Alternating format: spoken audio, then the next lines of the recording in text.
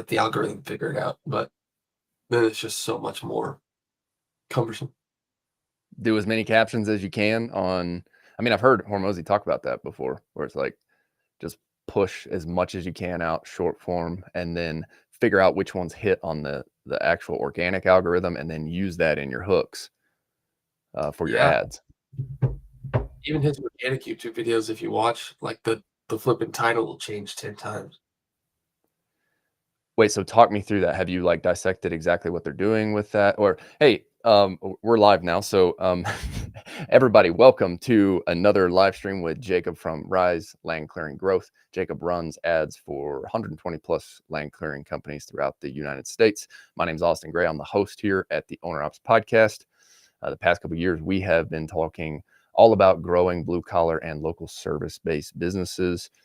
We run a land clearing for fire mitigation business out here in the Western United States. And Jacob and I have committed to doing these live streams every other week just to push the industry forward here. So we can talk about anything related to marketing, sales, operations, and I believe kind of the overlap here between both of our experience always ends up creating for some fun conversations from our end, and have heard some feedback from people in our school group that they're getting a lot of value out of this. So we're going to keep rolling with this. Jacob, welcome to the show once again.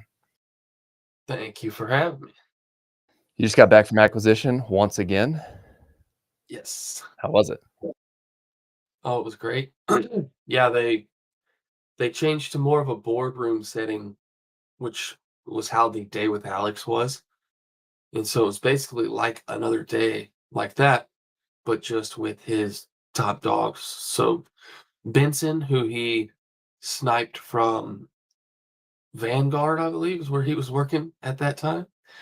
Uh, so the guy I was working with uh, built and sold a chiropractic practice, like 10 location chiropractors. And then he worked with various companies building their sales team. Now he's the sales director of acquisition.com. And then I worked with Sammy, who is another one. She was a part of the build and sell exit of Fabletics, which was like a super big athletic clothing company. But they both have now helped like 1,000 companies across every vertical grow with their positions in acquisition. What were some of the main things that you took away? What's bouncing around in your head right now? Yeah, sales is definitely huge, and I always love the line of sometimes we need to be reminded more than we need to be taught. Because like a lot of us, like if you're watching this or us here, we take in a lot of information. We try to do a lot of learning. We watch a lot of videos, read a lot of books, and so sometimes we've heard or learned the information or learned the practice, but we need to hear it in the right way at the right time for it to click into our business. And what I love is they always kind of like, go back to foundation. I wouldn't say they're necessarily teaching new practices. Now they do, they're testing. I mean, they're spending millions of dollars a day, right? So they're testing things. So you're learning, from them what's working in the now in terms of, little tiny smaller things, but like big overarching principles and foundations and frameworks, those are nothing new, but they just do them well.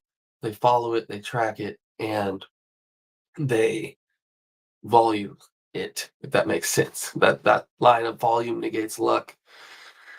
So like one of the big things was to increase their ads or their whole throughput, and now they're doing this for any of their clients, is they took 11,000 recorded sales calls and they had AI transcribe and figure out what were the commonalities of what people said before they bought. And then they pull all of that into the ad messaging. And so obviously they already had a good funnel. But them doing that gave them a 96% increase in revenue from the ads. And then they showed that was the big number. And then they showed all the in between. They got like a 20% lift in book rate, like a 30% lift to show rate, and a 10% close rate increase, and then like a 25% quality of person increase, like client quality increase, just by doing that. I was like, holy cow, like that. And it kind of seems simple, but it's like you just have to actually do it and you have to set yourself up to do it. Those are big numbers. 96% increase. Yeah. So they almost doubled their revenue from the ads. Holy smokes.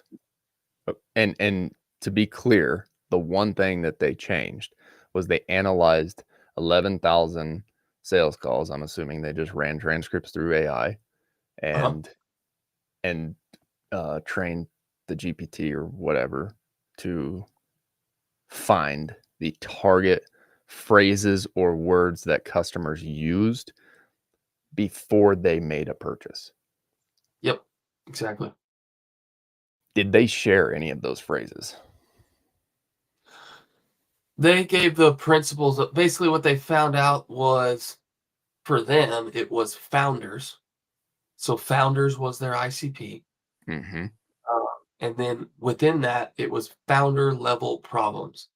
I don't have enough time because I feel like I'm doing everything. Um, I I want to be able to, hire people so that I can run the business and not be in the business. Um, those types of phrases. And then of course, revenue's kind of always in there. But that was another interesting thing was the lead magnets, which again, the reason like if this sort of feels unrelatable at the moment, it'll definitely loop in because I feel like the play, like people are doing this on the online info coaching, people are learning this, people are doing this, VSLs and lead magnets and all this stuff. There's a play to get that in on the service business that I only see like very high level service-based businesses doing, like national ones. Um, if we can figure out the best way to do this for the ideal client that wants land clearing, holy cow. So the point I was about to say there was they have a lead magnet, right? Just like Yep. we have a lead magnet, you have a lead magnet.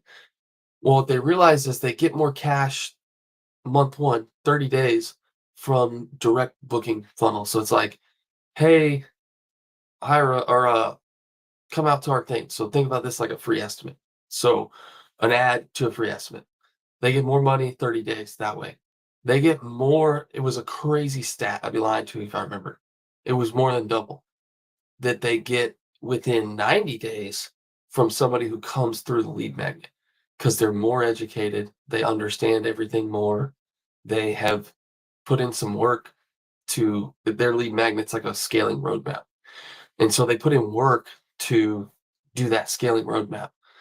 And those people, like for them, the reason they made more money is because those people upsold. So they came to the workshop and then they upsold to, the more intimate days. So let me interject here and make sure for the listeners that we understand this here. You're talking about two different funnels, correct? You're talking about a traditional book a call funnel, which would be for listeners listening. Jacob's talking about running Facebook ads, what we've been talking about in our pro group consistently, directing that traffic rather than directing it to the website or rather than directing that to just a lead form and then like a thank you message. They're redirecting to a specifically crafted landing page, aka a website page. That's what Jacob means whenever he's saying landing page. So if you're not a marketer, some of these terms, I'm going to jump in and try to help define these. If you're a Yeah. blue collar guy like I was, who grew up working concrete and didn't know what any of this meant, um, that's funnel one, book a call funnel. Add to straight up one website, aka landing page. And when he Yep. says VSL, that is defining video sales letter. And what a video sales letter is it's a picture yourself. Doug, good morning. Thanks for joining here. Picture yourself going and meeting a customer on site. we do a site visit here in our high ticket service businesses when we're running land clearing. A VSL funnel is ads to the landing page, and then it would be, we'll use me as the example, me on camera saying, hey, homeowner, or hey, landowner, here's your pain, here's your problem, and here's the solution we can provide. So what Jacob is saying is that that book of call funnel converts more cash within a 30-day period. Correct? And I'll stop there if you want to add anything, and then I'll cover the breakdown number 2 that you just talked about. No, that's perfect. Yeah. And I I just want to highlight that BSL framework or an explainer video would be huge. Like no one's doing it. I can't say no one. I have seen a insanely little amount of service-based businesses using this. And it was an eye opener for me. And even Alex said this from the stage. He's like, I can't tell you how many businesses come in here and I look at their website and it just says, get a free estimate. Lame. Who wants to do that? I was Yeah. like, oh, Yeah. got to the heart. I know. I know. I watched that YouTube video the other day whenever he was talking about leads, because I feel like he covered this in content. So let's talk about the second funnel that you just broke down. The second piece that Jacob is talking about and that he's mentioning Hormozi talked about on stage was come up with a lead magnet to give some value away for free. Basically what they have done with their scaling roadmap. Myself, Jacob, we're consumers of that funnel, correct? They gave a ton of value away for free. They said, here is exactly what you need to do to scale your business, or here's the roadmap. And what Jacob is saying in that second funnel is that over the 90-day period, I want to make sure I heard you correctly. Over a 90-day period, they collected more cash off people who came through the lead magnet funnel number 2. Right. And I don't have the exact statistic, but it's at least a 5x because the first workshop's $5,000, the next thing's $25,000. So, and then there's another level. So, I mean, they're at least getting a 5x because those are all the people who are ascending. And the other huge thing about the lead magnet, yes, provide value, but then when it gets really dialed in is when it also shows them deprivation that your core offer solves. Like the scaling roadmap, it shows you where you want to be, and it also shows you that you're not there and a little bit of why. And then if you want clarity on how and why, then you go to the workshop. That's so the lead magnet should, in best case, provide value, but also create deprivation that your core offer solves. Agreed. So let's break this down for a blue collar service business owner. Why does what we're talking about matter, or why should this matter? Well, one, Jacob just said, even Hormozi said, nobody really is doing this in home service, or very few people. And we see this work all the time for the people who have perfected it in the marketing and the info space online. So I believe where we're going to go with this conversation is, how does this apply to a high ticket home service or blue collar business owner? And For how sure. do we go craft these different funnels to test this? Yeah, so there I'd love to kind of jam on this live because like Yeah, me obviously too. this is new. Like we have made our clients lots of money with, pretty traditional free estimate type funnels. But I really would love the idea of building this same thing out for this world because land clearing's a little different, right? Like it's not like, oh, my water heater's broken. There's a hole in my roof. My AC's not running. My house is leaking. Like those like the customer is very problem aware and solution aware. It's like they just need to know you exist when their problem happens. This world's a little bit different.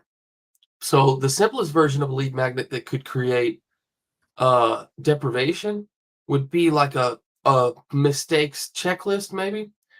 Like what are the 5 mistakes landowners make when they're like, my brain's going 2 different ways: fire mitigation and then, you know, just overgrowth property or open up your property. 5 mistakes landowners make when clearing. You can even go 5 mistakes landowners make when hiring a land clearing company. And then the deprivation you create is like a kind of a horror story. Like, oh, you hired the wrong company, or you you chose to just do forestry mulching when you needed full clearing. You accidentally got rid of all your good trees and now you have erosion problems or something like, or 5 mistakes landowners make when they buy a home in Colorado. You could even like broaden it out like that. And it's like, this guy's house burnt down because he didn't have a defensible space. I'm kind of spitballing here, so some of this may not sound perfect, but basically the checklist just shows like what you want to make them think like, oh gosh, okay, I don't want to do the wrong thing when I hire this machine and spent thousands of dollars. Um, and then the solution on the checklist is hiring a legit company like you to come and make sure that they get a good assessment of their land, they get a good tree survey, they get a good, fire risk assessment, and you have insurance, and you're actually going to come face to face and talk with them about their property. That would be like the Yeah. simplest version of the lead. Yeah, yeah, I'm with you. Um, yeah, obviously, like, and you guys who've been listening to this, um, like Jacob serves a lot of clients in the southern United States, southeastern part of the United States, Midwest. So he's approaching this purely from land clearing. And I was talking with Alex from Brushworks yesterday. Have you met him yet? I don't think you have you?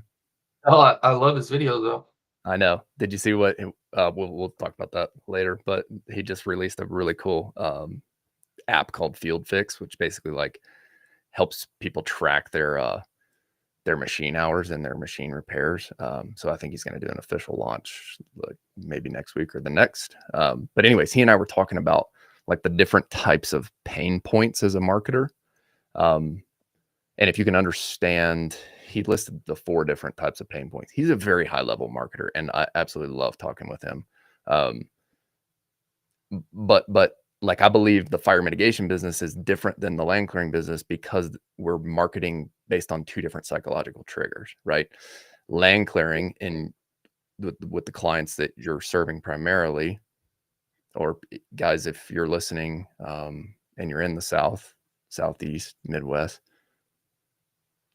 you're almost targeting, I believe he said like envy was was sort of the psychological trigger, because people have land that's overgrown, and then if they see land that has been cleared by one of their neighbors, then they're immediately envious of the fact that they have a piece of ground that looks like a park.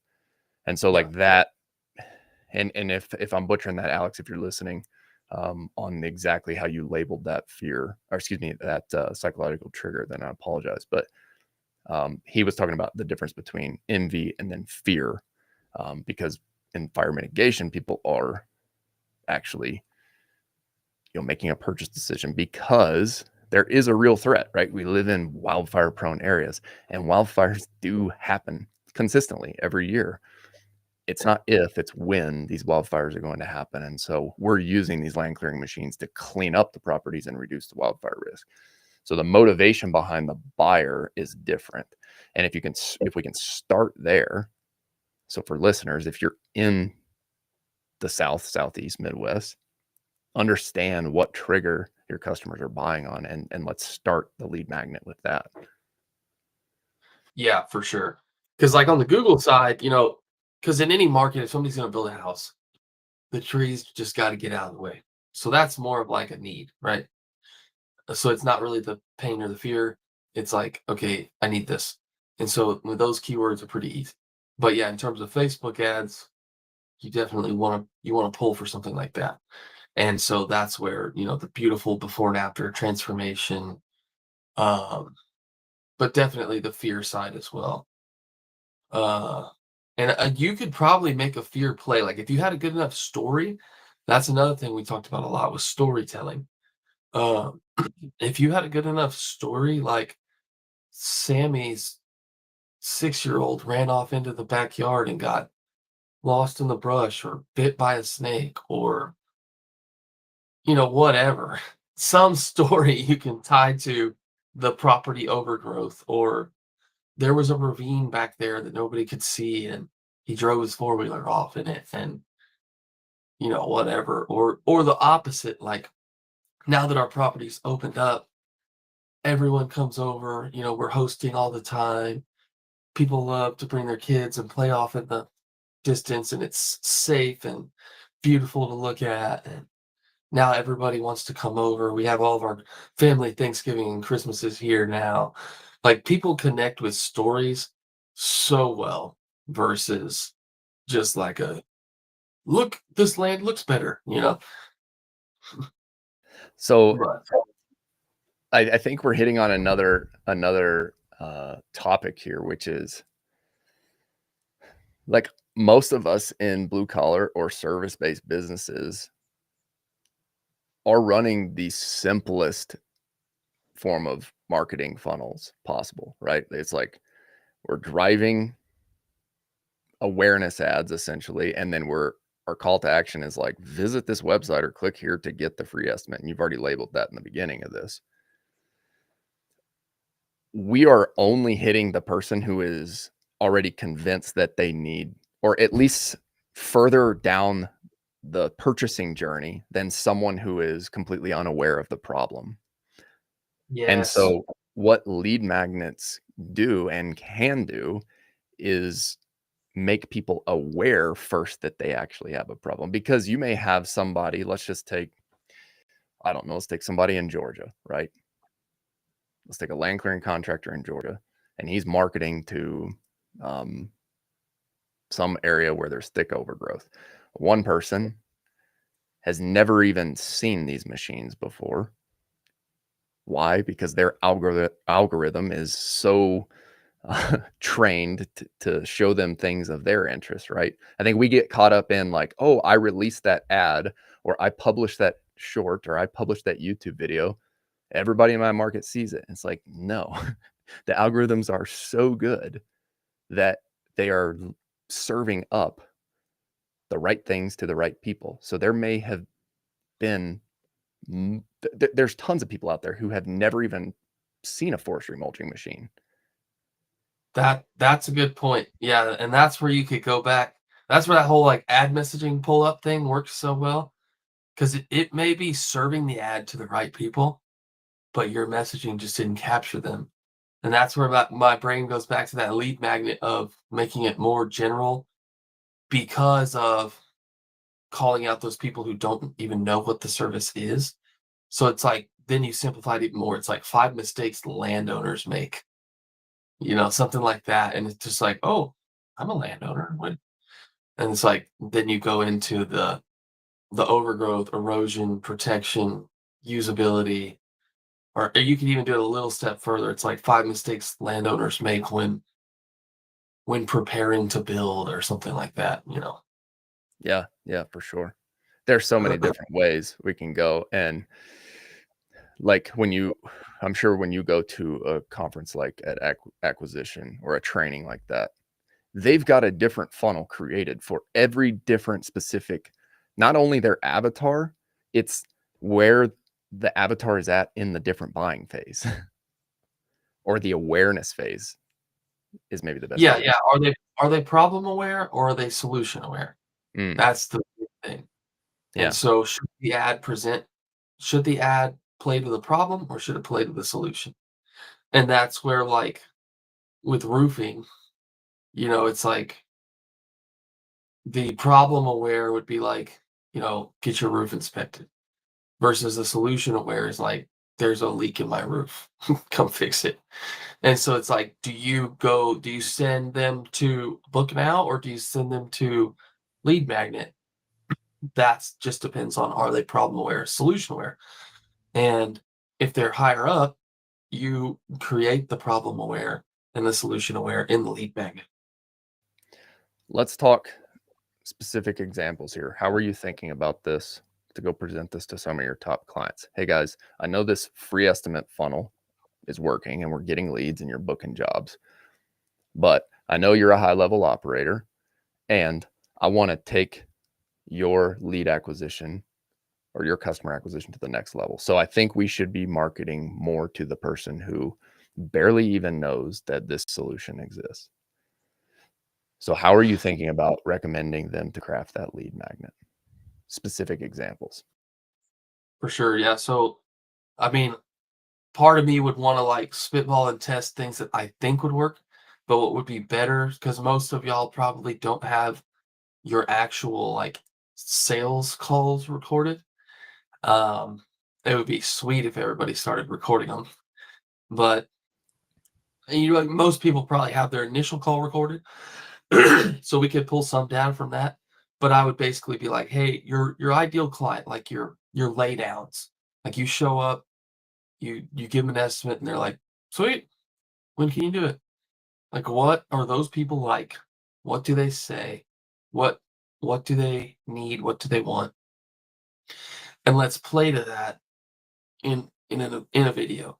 So like in your case, defensible space, or if it's more broad land clearing, it's like overgrowth, overrunning your property. You want to make it more usable. And so then you play to that, but then with the caveat of instead of just get an estimate, there's something that gives them value and creates that deprivation on the next page, preferably with a video and then something they can actually use. So if you gave them a checklist of like, and you could use this checklist to qualify your lead. And so this is where my brain's going because our best clients are usually trying to figure out how to get more of the bigger job, like 5 acre plus, where their machine can be there for a little bit. And so you could have that checklist be like, well, if you have over 5 acres with this size of trees, with this much growth density, then you probably need this machine to come to your house.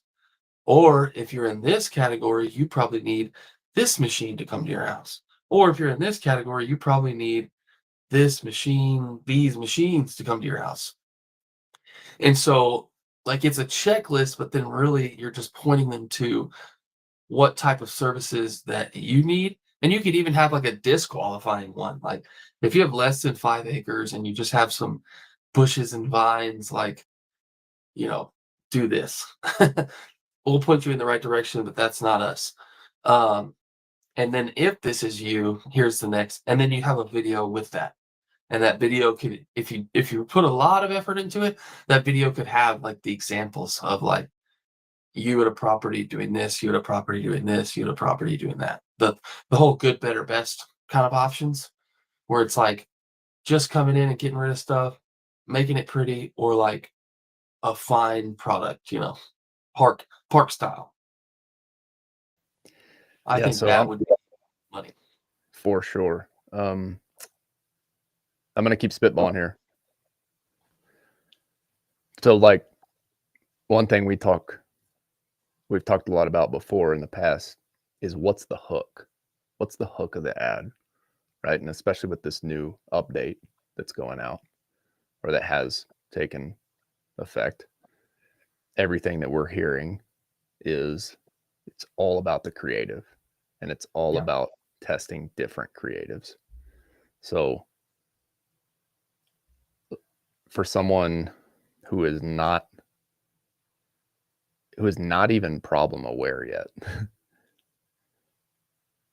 like I'm almost thinking, okay, use the viral type hook. The cool thing about this industry is we have the footage that people like to watch on YouTube, TikTok, Instagram Reels.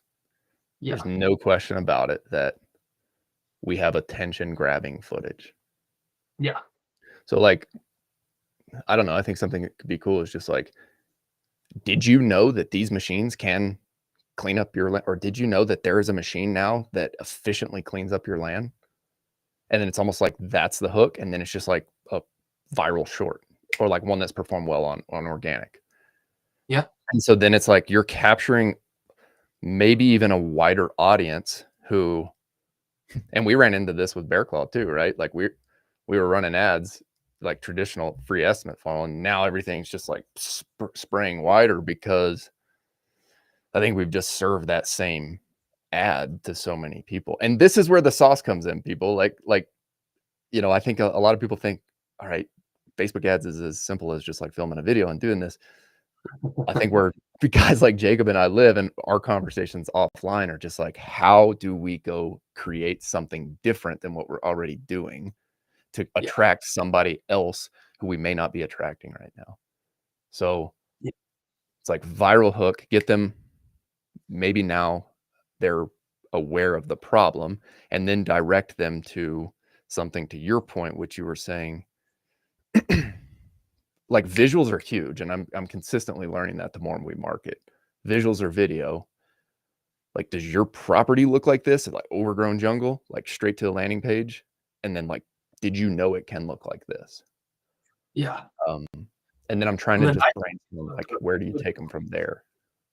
yeah, exactly. The nice thing with the hooks, and you kind of said it, like viral, it could literally be anything. Just something that stops them from moving on. Like, I mean, I have seen so many people, local service businesses even, that use just literal viral hooks like that donkey flipping over the fence or somebody falling down the stairs or whatever. And then it goes into your thing. So completely irrelevant to what's going on. The hook is literally just the hook. It just gets them to be like, what the heck? And then you're talking and now they're there. They're vested for a minute. Um, Now I don't think I would ever do solely that. Like, I think you still always wanna have, because you 'cause you're still always gonna have those people who are problem and solution aware, but you're gonna hook more of those broader people on the other end. So let's keep pushing on this lead magnet funnel. Like, what's the lead magnet that and I'm purely brainstorming at this point.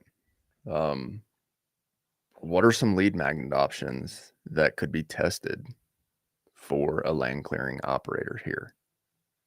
Hey, we catch customer attention who may not be problem aware. Now we need to like quickly let them know that they have a problem and then give them some sort of quick solution around that. So if For they're sure. buying based off of like curb appeal or beautification or envy of a neighbor who may have land that's open and cleared, like how do we further dive deep into that psychology? So, essentially, what the biggest one we're using right now, which is, like, the lowest level of it, I think, um, which I think eventually this will just be, like, what everybody needs to have and should have, is the whole instant pricing thing. Mm, Um, it's like, if you have this in your funnel, you're just gonna get more people than the other guys for sure. But so I think that one is a play for now until everybody has it, is, get an instant S because that's what people like. They like that instant gratification. I think the next level of that is either a checklist of best practices that point towards who they are, what they are, this is what they need, and the ideal ones, what they need is you, and just kind of explaining that. Or a checklist that's more like this is what landowners do wrong, mistakes people make, because then that will kind of create that fear, like, oh gosh, I better make sure I don't hire this and somebody ruins my property or costs me tens of thousands of dollars. Um, the next step beyond that for a lead magnet, I would think, as long as you were confident in your sales process, you could craft like this is like kind of almost coming from the roofing world, but like almost every good roofing company is going to offer a free inspection, right? yeah. Which we know is just a way to get to their house. And so like a free tree survey or tree assessment or land assessment, but like a truly valuable one where you show up and you're giving them a deliverable. Like it's costing you time and money, but you're willing to do that because you know you're going to close 2 or 3 out of 10 of those that you do, and it pays off. Um, which on the surface level, that sounds really simple, like, oh, free assessment. But I mean, essentially, that's a pretty darn good lead magnet, especially if you can really tie it to the pain or problem point, whether it's fire or land clearing. Uh, and you could really build that up, and the video page could be like you doing one. And so then they're like, holy cow, like, this is pretty sweet. Like, he's actually going to walk my whole property and tell me what kind of trees I have and like where what I should do and all of this stuff. When really it's just you providing a really good estimate. But to them, it's like, getting something of value, but you have to have a barrier to entry there. You can't have like 40 people going and booking a free assessment and they're not qualified. So you got to have some kind of survey or something in there. Hmm. What would be super valuable? Like I've tried to live in this from land clearing before. Just with the work that I've done with another company that I've been helping out. But like what would be super valuable to that customer? Like let's just say it's like let's say you own a 100-acre ranch in South Carolina or a 100-acre piece of ground in Tennessee.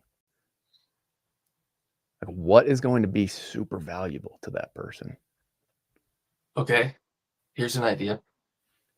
A different version of the ROI calculator. It's like a lot of us use an ROI calculator where it's like put your inputs in currently, and then on the back end, our calculator puts in what our average like throughput is. And so it's like you're making, $100,000 a year with us in this program. You should be able to make 500,000 a year based on the things that they put in. So if you did that with their property, like, correct me if I'm wrong, if you take a property that's just raw and then you do everything that needs to be done, say on the best case scenario, that property is going to be worth more, correct? Correct. So you have a very simple calculator, and this could even be done without a, a site estimate, but you could also do it with a site estimate. But if you could come up with a pretty close estimate of before and after what their land would be worth, or what percentage more would their land be worth if they had this service done at their property. I'm thinking out loud here. So That's you tell me, I think that's the money one right there. That's it. because you have What's like a inputs and a slider, like very simple, and it's got an output, and like as they're changing things, it's output. So like you have 100 acres, like you're saying, and how many of that acres is usable? How many of that is trails? Do you have a nice maintainable property line? Do you have a road that goes through it? All of those things are going to increase the property value. Um, but we would just have to come up with the calculations, and then you would always want it to be a range. Like we'd have to play with the output, but I think that would be good. Oh man, my head's going so many places right now. Because you could what I love about this is that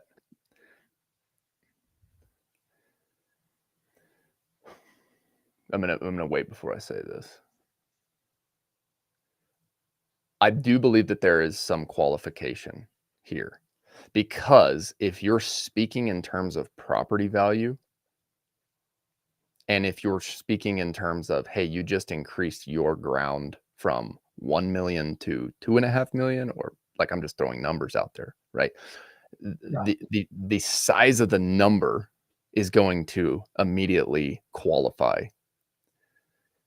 So that's where my head's going right now is like, okay, if you wanted to craft your funnel to basically be like, hey, do you want to add $10,000 worth of value to your property? Then you're going to attract a person who has like, maybe 1 acre in Tennessee or something like that. And they're like, I want to clear Yeah. this little patch over here. So like that is going to attract that style of customer. Whereas if you're like, you want to double the value of your $1 million ranch, now you're immediately qualifying, like your cost per lead is going to just go, it's going to skyrocket on that funnel. But Yeah. you're going to attract, like, let's say your cost per lead goes to $2,000 and you attract, it takes you 10 of those leads, right? And you're spending 20 grand. Well, what's the size of that contract when you're saying, hey, increase the value of your property from 1 to 2 million on your ranch, right? I'm Yeah. going to go ahead and be willing to bet that if your CAC is 20 grand to acquire that customer, you might be getting a $250,000 contract in return, which, do the math, still works. Yeah. Yeah. This is a great point. And I recently had a conversation with someone about this. The number your CAC is does not matter. It's the ratio of CAC to lifetime gross profit or lifetime value to simplify it.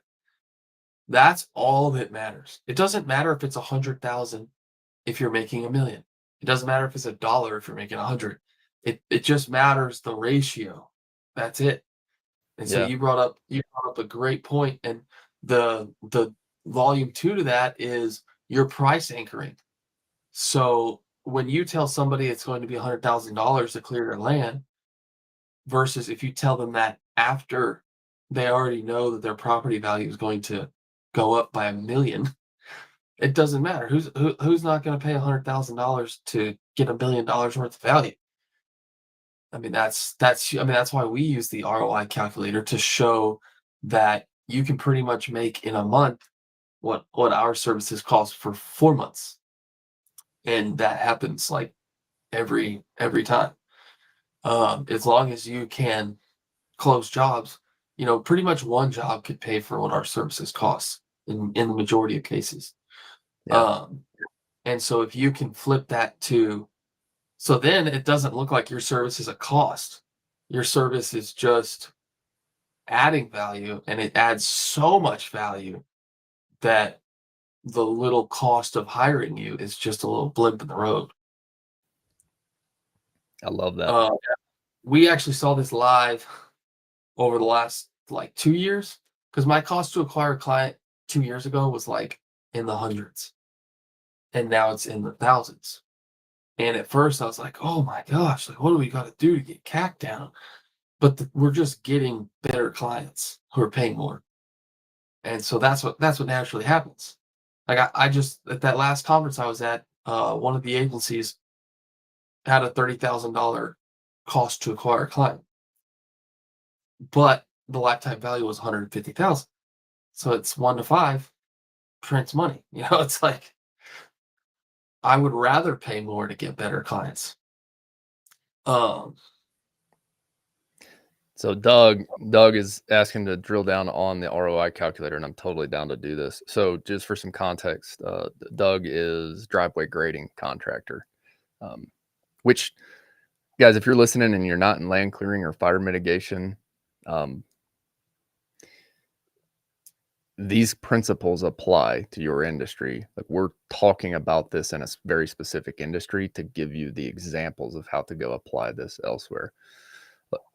Like, I don't know how many hardscaping and like high ticket landscaping guys listen to the podcast. I know there's a few who have reached out over the years, but these concepts apply. We just are choosing to focus the conversation specifically on land clearing and fire mitigation. But in Doug's case, driveway grading, same deal. If somebody's got $1.5 million mountain home and they've got a 1/4 mile road in to their property, and that whole thing is bumpy and rutted out potholes, nobody, well, I shouldn't say nobody. If they go to list their or sell their house, that is a huge devalue right off the bat. Um, Yeah. and so fixing that likely takes it from whether your house would even sell or whether it wouldn't. Um, so So the Doug, ROI I calculator. would Yeah, go ahead. don't don't don't get too into the weeds, because like with property value, one, I would only let the tool put out a range, but I would do lots of research, and don't like ask AI to like tell you the answer. Ask AI to like do the research and be like, okay, hey, let's do some research on how much properties are worth in this zip code, and then look at the difference of ones that are well maintained, have good grade, have good roads, have good driveways, versus not. And you can even maybe three stage it, like just undeveloped, because if there is no road, no driveway, they're going to need one. And then if there's like a cruddy one and it needs fixing versus it's squared away. And I would just try to get to like a broad midpoint on those. So like, your average property with just no access except for dirt, where everyone's going to get stuck. And then you have like, somebody put the gravel in themselves and it's just horrendous. And then, where it's supposed to be. And if those are like 20% different each time or something, then you can kind of back up, the calculator with that. I'm kind of being really broad here, but basically use AI to help you research quickly property values based on those certain factors, and then kind of go from there. And then on the calculator side, just keep it kind of broad based on percentage. So not like your property's going to go from $100,000 to 500,000. They put those numbers in, but on average, properties are worth 20% more that have good access, good grade, etc.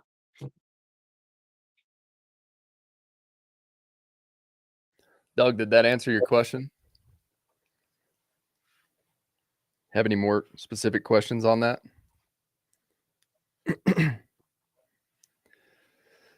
So I think this could be cool too as we're building out the calculator here, Jacob. So like in this lead magnet funnel, the whole goal is we're going to give them. Let's just go back to the land clearing example. Like we're going to give that property or landowner an actionable. I don't want to call it a checklist because we're not necessarily, well, maybe it's a checklist, right? It's like you could do these 3 things to increase property value. But in that funnel, I'm almost like in the form, it's like what types of vegetation do you have? How much of vegetation do you have? Very similar to your price estimate calculator. Um, Yeah. so that they're answering questions about their specific property, and then it's kicking out something. And really what you're doing in that is just capturing their lead information, Yep. and then going on site. But to your point, like if you could have like a very detailed estimating process and then provide them with something actionable at the end of that estimate, that one way or the other is going to help them. I love thinking about it in the way of like, how do you give them what they need to do to increase their value so that they could go DIY it if they want to, which some, you know, rich That's going to 60-year-old help. landowner isn't going to want to go clean up 100 acres of his land, right? He's going to hire the young buck who with the machines. Yeah. Right. But that little guy, that 1 to 2 acre guy that, a lot of guys don't want to do, you give them enough information to DIY it. You're providing value. You're and then you're like happily disqualifying them. So it's a win-win. Like you provided value without doing any repetitive time and work, It's just the automated system you had to build out one time, and they're disqualifying themselves, so it's helping you as well. Yeah, for sure. What else on this? Doug says, I'm working through different ways to anchor pricing to make the sale almost a no-brainer. Yeah, the value you bring is going to be a really nice way to do that for sure. The other way to do that would be the mistakes fear thing, the mistakes or fear checklist. Because if anybody's ever had like driveway or grading done wrong, it probably cost them twice as much to get it fixed because they spent money to get it done wrong and then they had to spend money to get it fixed. That would be another price anchor, like save thousands. So like I see, and I think this is an angle that you could take. There are a lot of blue collar guys who know how to operate a skid steer, right? But if you haven't done road grading in specific, especially in mountainous areas, like a guy could mess a driveway up really, really fast. And so one thing you could show is like, hey, here's an example of a driveway that does not have proper watershed on it. And here's an example of a driveway that does. The worst thing you could do was go pay a contractor to come in with a skid steer and level out your driveway, when in all reality, what you're doing is you're creating more issues for yourself in the future. Exactly. And you could just show those examples in the photos. For sure. Yep. What else did you learn this week at acquisition.com? Oh, dude. uh, would it totally jack things up if I take a very quick break and then we can jump back into it? No, not at all. Not at all. When you Okay, get back, I'm going to go pee too. I'll be right back. This will be good. Maybe Jacob has a surprise for us. Any of you who are listening, this episode is recorded live right now. Jacob and I are doing land clearing related talks all about customer acquisition and sales. I'll be chiming in a little bit from the operations side on the business, but the main point of these bi-weekly podcast recordings are to get super specific for people in land clearing and fire mitigation businesses. A big challenge that I've been pushing myself as an entrepreneur coming out of this year's learning lessons is focus, focus, focus. And so if you've been listening to the podcast over the last couple of years, I went wide with it. I was interviewing tons of people from the X small business community network, which in the beginning was so much fun to meet other people and then talk shop with other entrepreneurs to see how they approach different things in their business. Like, for example, if I focused the podcast from the beginning specifically on land clearing, I would have never met someone like Patrick Murphy. If y'all have not listened to the episode with Patrick Murphy, I don't remember exactly which number it was. It was sometime over the last 2 months, published date. But the guy is a wizard at creating hiring funnels. He's an ex-Amazon employee and went and started a cleaning business. And I hired him to come in and build our hiring funnel. And that has taken Bear Claw's recruiting process to the next level. And so, yeah, unbelievably happy with all the people and thankful for all the people who listen, but also all the guests who I've met, because I believe that entrepreneurs talking to entrepreneurs can help each other push their business to the next level. Right. So the whole premise of the podcast in the beginning was like, I didn't really push to focus on one specific industry because I believe that there are smart entrepreneurs in all different types of local service or blue collar industries. And so I hope that if you go back and listen to season 1 and season 2, that you can get this like widespread knowledge about starting and growing a small local service business. The premise was that I found out very quickly the opportunity that's huge right now in America,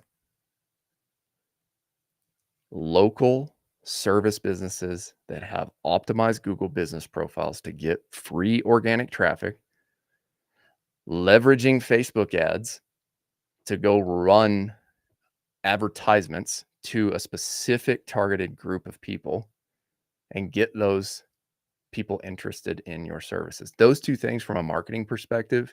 And then the third thing, implementing a speed to lead system on the sales side where you call leads fast, you book on-site visits, you show up in a polo shirt, branded hat, looking professional. Those three things can set you above many of your competitors in the local market. And compare that to business models like drop shipping, SaaS, AI agencies. The smartest people in the world, the Stanford grads, are competing in those industries.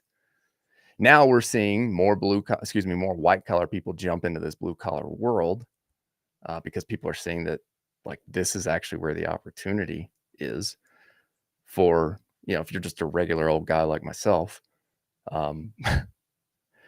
this is where the business opportunity is, I believe. And so we're starting to see more people jump into these blue collar or local service based businesses. And the premise, first 2 seasons, was to go interview other people like Ty. It's funny, like Ty now started a stump grinding business. We're going to bring him on next week and interview him. And he's going to share how year 2 was in his stump grinding business. But that single YouTube video, generating 0 to 75,000 in revenue. We're not talking, this guy exited for 30 or 50 million bucks. We're literally talking this guy started with one stump grinder, one machine, went out and hustled, meaning he was wearing all the hats as an owner operator, started the business. He texted all his clients. He was persistent in figuring out a way to find clients. And then he went out and got his first jobs and leveraged Google business profile strategies. I don't even think he runs paid ads. I think all he does is get Google reviews and do cold outreach. So like those types of strategies are what we wanted to share on season 1, season 2. Season 3, which is launching January 1. We are recording this episode live, but it will be published in season 3. Will be focused heavily on high ticket blue collar service businesses, meaning land clearing. Like you've seen, Doug is here. He has a driveway grading business. Fire mitigation is the business I'm in. So you'll hear some of us chime in on that. But we're talking paid acquisition. That's the main topic of Jacob and I's conversation in season 3. Every other week on Fridays, we're recording live, and then these will go into being published on the podcast. Paid acquisition funnels and sales processes, aka marketing and sales, how to go acquire customers to your high ticket blue collar service business. And look, the opportunity is not going to be here for forever. Like the window's now.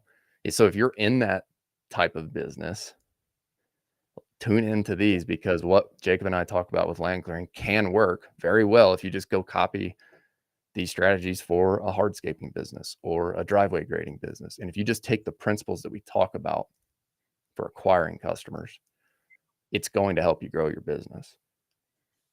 Absolutely. And I love what you said earlier, because that's the way everyone should start their business. That owner operator, bootstrap, do everything themselves. I truly feel like that's the best way. But where I see a lot of guys fail, where I have even failed, is that bridging that gap, because you're motivated, you care, you're texting everybody at 8 o'clock at night, you're hustling, you're making sure you're getting the reviews and posting often. And then you get a little busy, you get a little successful, you start growing, you start slacking on some of these things, and then you hire people to buy your time back, but you maybe don't do as much training as you should, or you don't do vision casting, or you don't have accountability or SOPs or processes or automations to help you, and then everything breaks and you're like, what the heck? I'm making less money now. Like, you're making way more top line, but you're making less profit than you were back then. And you're like, what the heck? And so that's where, all the stuff we kind of talk about here, and a lot of the stuff you do on the system side, uh, is so important to be able to go to that next level.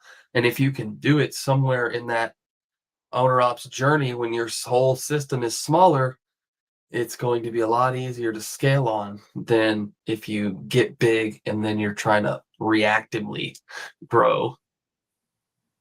Absolutely. I'm very glad you brought that point up because you're so right about that.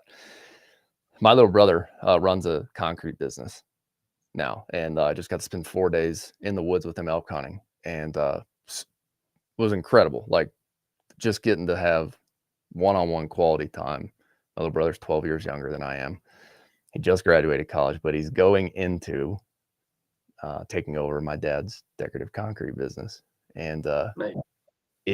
it's the same principles. And so the conversations that we get to have, and the opportunity that a guy like him has in front of him as a 22-year-old is very similar to, Colby, who's in our pro group here, took over a tree service business, and then he's implemented all these strategies that we're talking about. Block and tackle on Google Business, get reviews, right? Run Facebook ads. And in the beginning, running Facebook ads can be as simple. I do want to clarify that from our conversation here.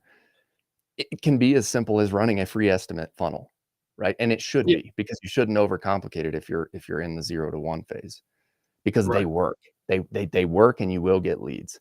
So like Yeah. what Jacob and I talked about here was more like, okay, step 2, higher level. Now we've exploited or exhausted our ads in 0 to 1. Now we need to go like figure out how to go find customers at the different awareness level. So Exactly. Jackson, my little brother, who is in the concrete business, right, is being able to implement these strategies. And my point with all of this is, if you tune in and you listen to it, if you're not in the land clearing business, these strategies work. They just got a $24,000 concrete job specifically from organic Google Business Profile optimization. Yep. So most of you are going to be like, oh, that's great. It's awesome. I need to go optimize my Google Business Profile. And then what's going to happen? You're going to be like, yeah, I need to go get reviews. And then what's going to happen whenever you complete the job? You're going to have like 3 customer calls, and you're going to forget to do the review. So if you hear anything Yeah. on this podcast right now, if you're in 0 to 1, go do the job, get the review. That's like the most important thing that you can do in the early days. Yes.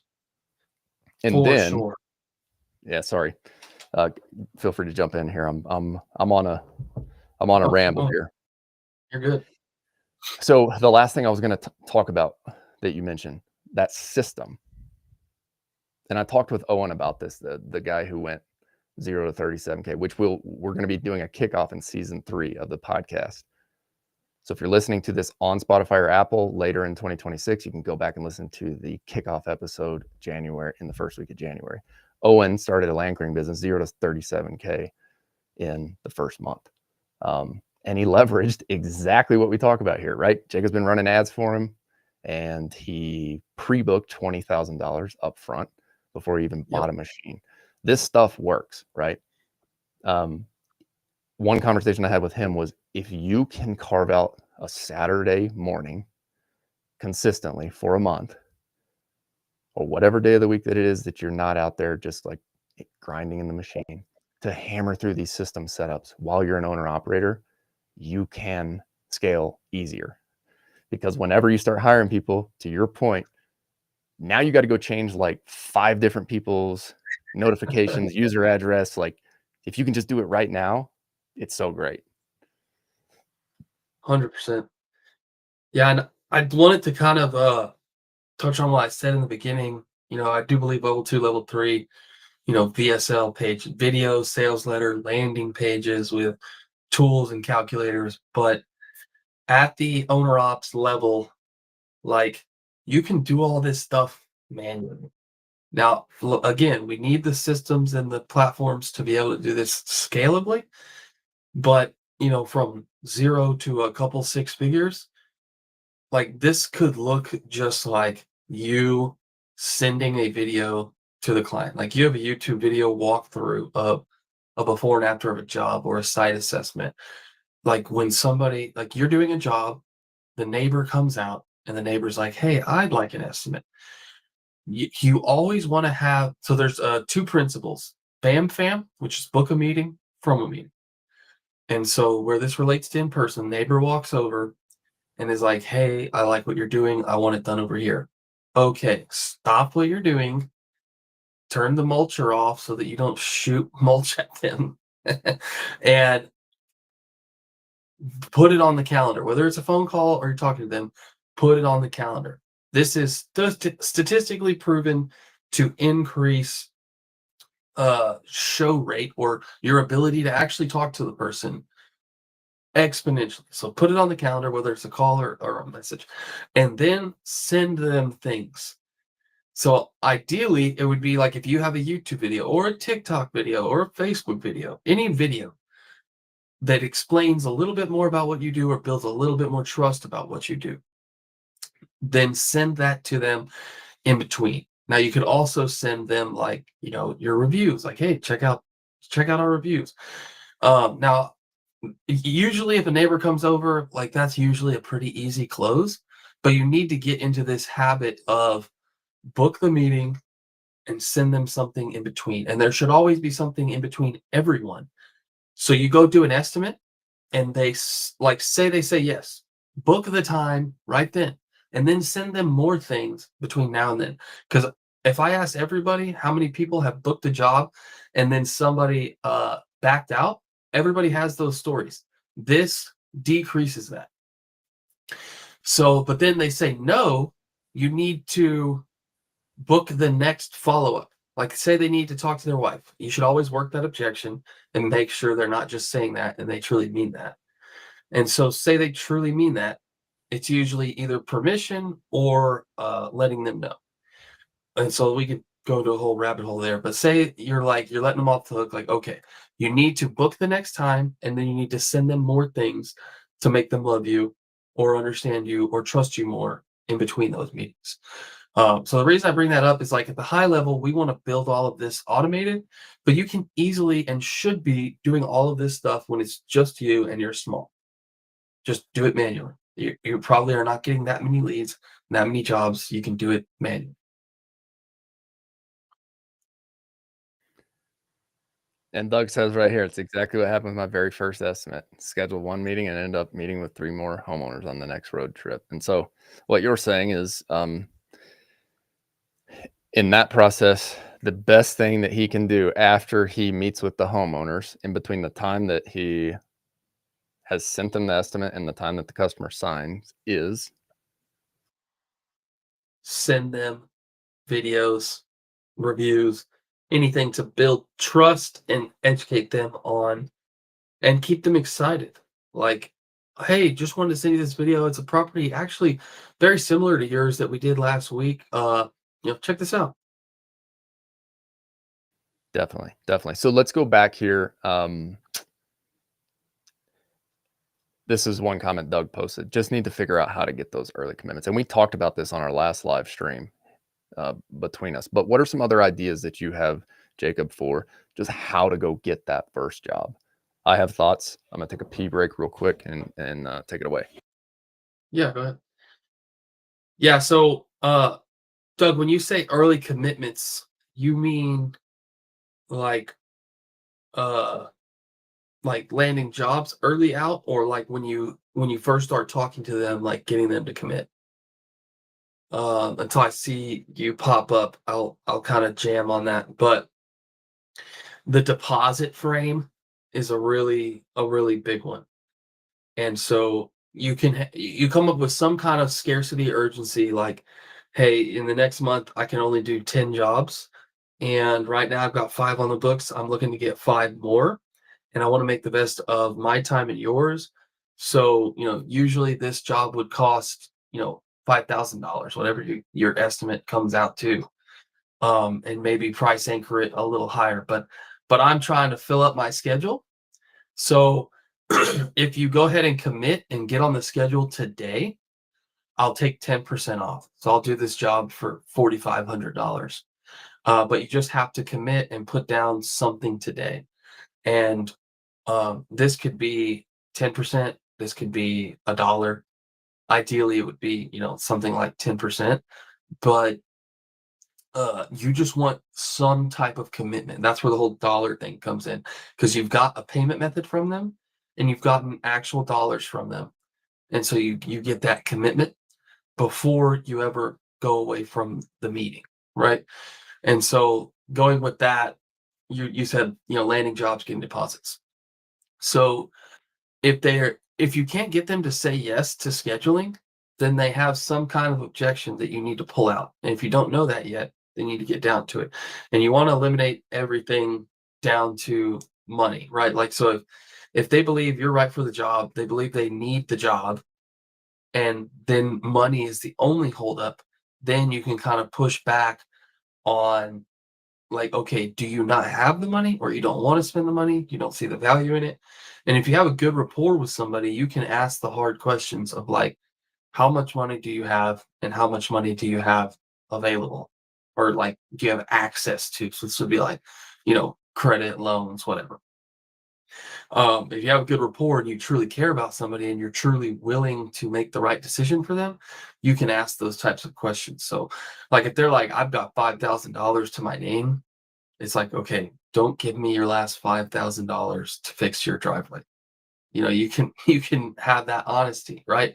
And that trust, that type of honesty will go a long way for sure. Don't just try to, sell every person. But if it's like, they have money, they're just hesitant to spend it, then it's like a value issue, and then you can have that conversation. But the big thing is getting that commitment. And so I do like the scheduling play. Like, and it's true, like, you have capacity, right? You can only do so many jobs in a month. So figure out what that is.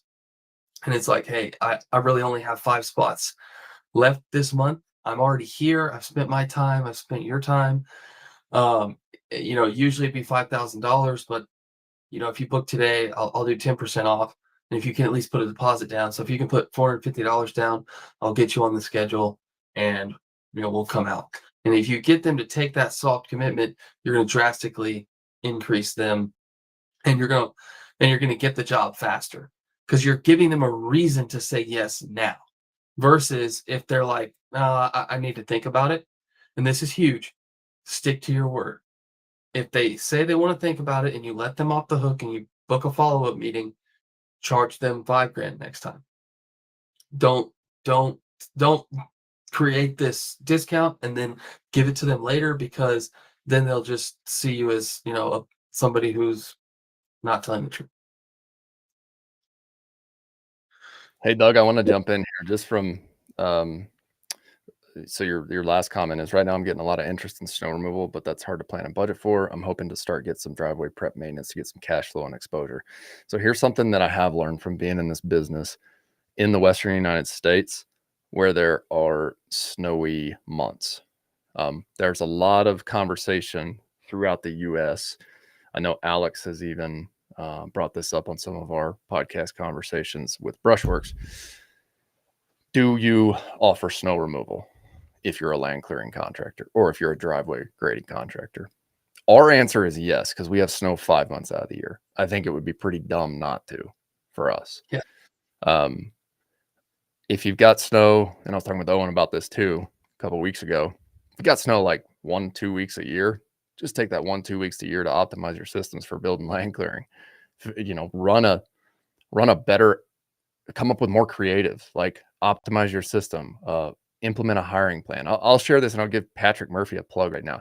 If you don't know how to hire right now, if you're struggling with finding good talent in your local service business or blue collar business, go listen to that episode with Patrick Murphy. The guy replicated Amazon's process for hiring. He not only sets up all the automations for recruiting for you on your back end, but he he will like help you craft your job descriptions, and him making the tweaks from even me as a marketer. And I consider myself like at least a decent copywriter. Him tweaking it from just knowing how to attract talent, insane amount of lift. I had to shut it off because I'm like, dude, we're getting way too many applicants at this point. And we Yep. filled our crews fast. So Go back and listen to that one. And if you're struggling with that, jump in it. Driveway prep, though, versus snow, being in this business where you have to flip back and forth between summer and winter, right now, the focus should be on snow. As much as I'm pushing to like try to keep land clearing jobs going, it's tough. It is tough to market in the winter months if you're in the Western United States. And I'll just tell you that now. And I have tested it. And, you know, even a guy like Jacob is like, dude, you know, are you going to miss out on something if you flip off all your ads? And the answer is yes, I'll miss out on something. But if you look at the pure ROI for marketing your summer services all winter long, I'm not convinced that it's 100% worth it. I have data to back this up 2 years in a row for when the exact lifts are. And I'll plug this right now with no shame. You're going to have to join the pro group if you want access to that data. I'm not going to share that on the podcast. And Doug's in the pro group, so you'll get access. But I know exactly when I need to be a month ahead flipping on my ads in the summer months. So this is a very long-winded answer to say driveway prep and maintenance.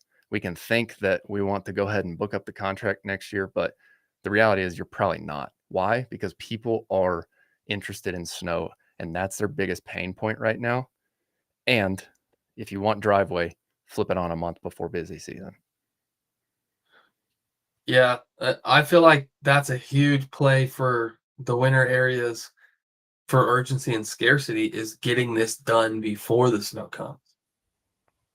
It is, Like, but we have about 7 days here. oh, you're saying like a window of like, oh snap, it's coming and it's gonna be here now.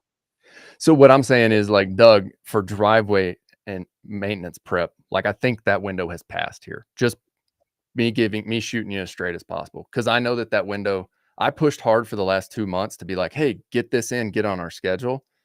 Yeah, But yeah, the dip I'm seeing in those ads, they're just not performing anymore because we have had that like first snow here and people's mindset has shifted. yeah, So yeah, yeah. I have tried 2 years in a row to sell people over the winter, and it, for whatever reason, either I'm doing something wrong or it just doesn't work because people are literally in snow, snow, snow, snow, snow. So if people's Yeah, mindsets are in snow, snow, snow, snow, snow, let's go sell them snow right now. yeah, Now for this sure. is purely Western contractor focus, right? Jacob and all, you know, people listening on your channel, Midwest, South, Southeast, like you guys, you don't have to deal with this, which is a huge, huge benefit to your business. For sure. We do have probably about 10 dudes up north, like way north, that they have like a crossover where like ground freezes, everything's hard, and so then they can keep going. But if it's like it starts to get wet and the stuff's like in between melt and freeze, they can't do anything. Which Yeah. those guys tend to also be hunters, and they usually like kind of win-win that one. And like, okay, we're just gonna go hunting for a month. But uh, like our guy in Wisconsin, I mean, he never stops. Um, but I think that's sort of a different climate, I guess, than mountainous western snowy areas versus he just like it just gets really cold and now it's like he has a new hard surface to run on. For sure. For sure. And I'm speaking for Western contractors right now because more of you have been listening to the podcast and I know you guys feel it. Everybody has the same, all of us have the same problems. Sam, a guy who's a fire mitigation contractor over in the Telluride area, called me this last week. He's like, you ready for snow? And I'm like, no, I wish we could do land clearing all year. And he's like, me too. Um, but it's just the reality. And you're faced with making one of two decisions. You either shut down for the winter months, so you cut all expenses, or you go offer a service that can allow your people to stay on board. And what we've chosen, as far as a culture perspective, that we don't want to have to rehire once we find great team members. Culture is everything, in my opinion. Yeah, as far as building the team, right? So if you're consistently having to drop crews and then rehire every summer, it's just not the business that I wanted to be in. So I would rather make the sacrifices to flip mindset and go sell snow contracts and deal with all the headaches that come with snow because I value our great team members and I want to make sure that they have an opportunity to earn a paycheck. That's my main goal in the winter time, right? yeah, Summer's our moneymaker. Winter is our like, let's keep the team together here. for sure. Yeah. Yeah, and I've even seen like pressure washing companies will do this. Like in those same areas, they take the skids out of their trucks, take the trailers off, put plows on everything. Yeah, it seems like a really good move. Now, Doug, the last thing I would preface with is like you're in a market that, um, yes, it snows, but like you may be able to do um, more summer type services year round there, especially if you jump in the tree stuff. I don't know about the driveway is going to be tough. Yeah, What's the Dri- area? he's in Durango. Let's look up the But search volume. for us, we've already done all that, man. Like he's good for. Oh, are you talking about just like you talking about seasonality? Yeah, I just want to see like what the search volume like legitimate difference is uh in the months because like yeah, in the areas you're talking about, you'll see it on the chart. Oh What yeah, what tool are you using for this? Mangles. So for those of you who don't know, Mangles is an SEO related tool to pull search volume. There's also SEMrush, SEMrush, Ahrefs, ahrefs.com. Those tools you can go pull keyword volume, get trends data to go off of like this. You want to tell us what you're seeing? Yeah, Durango is sort of small. Is there like a county? Trying to think of Um, what the county would be there. I might be able to pull it up. That's also the I super challenging thing about Western United States stuff is like some of these areas where you do have high net worth people living, so you know that there are ideal customers living there. You're not going like I've had to make a lot of things off gut decisions, just knowing what I know at the local level and having conversations with my customers and hearing what people talk about here. So he may, like Jacob's saying, Jacob may not be able to provide you with the exact search volume to make a data driven decision here. Yeah, no, that is a great point. Yeah, just truly knowing your market. La Plata County.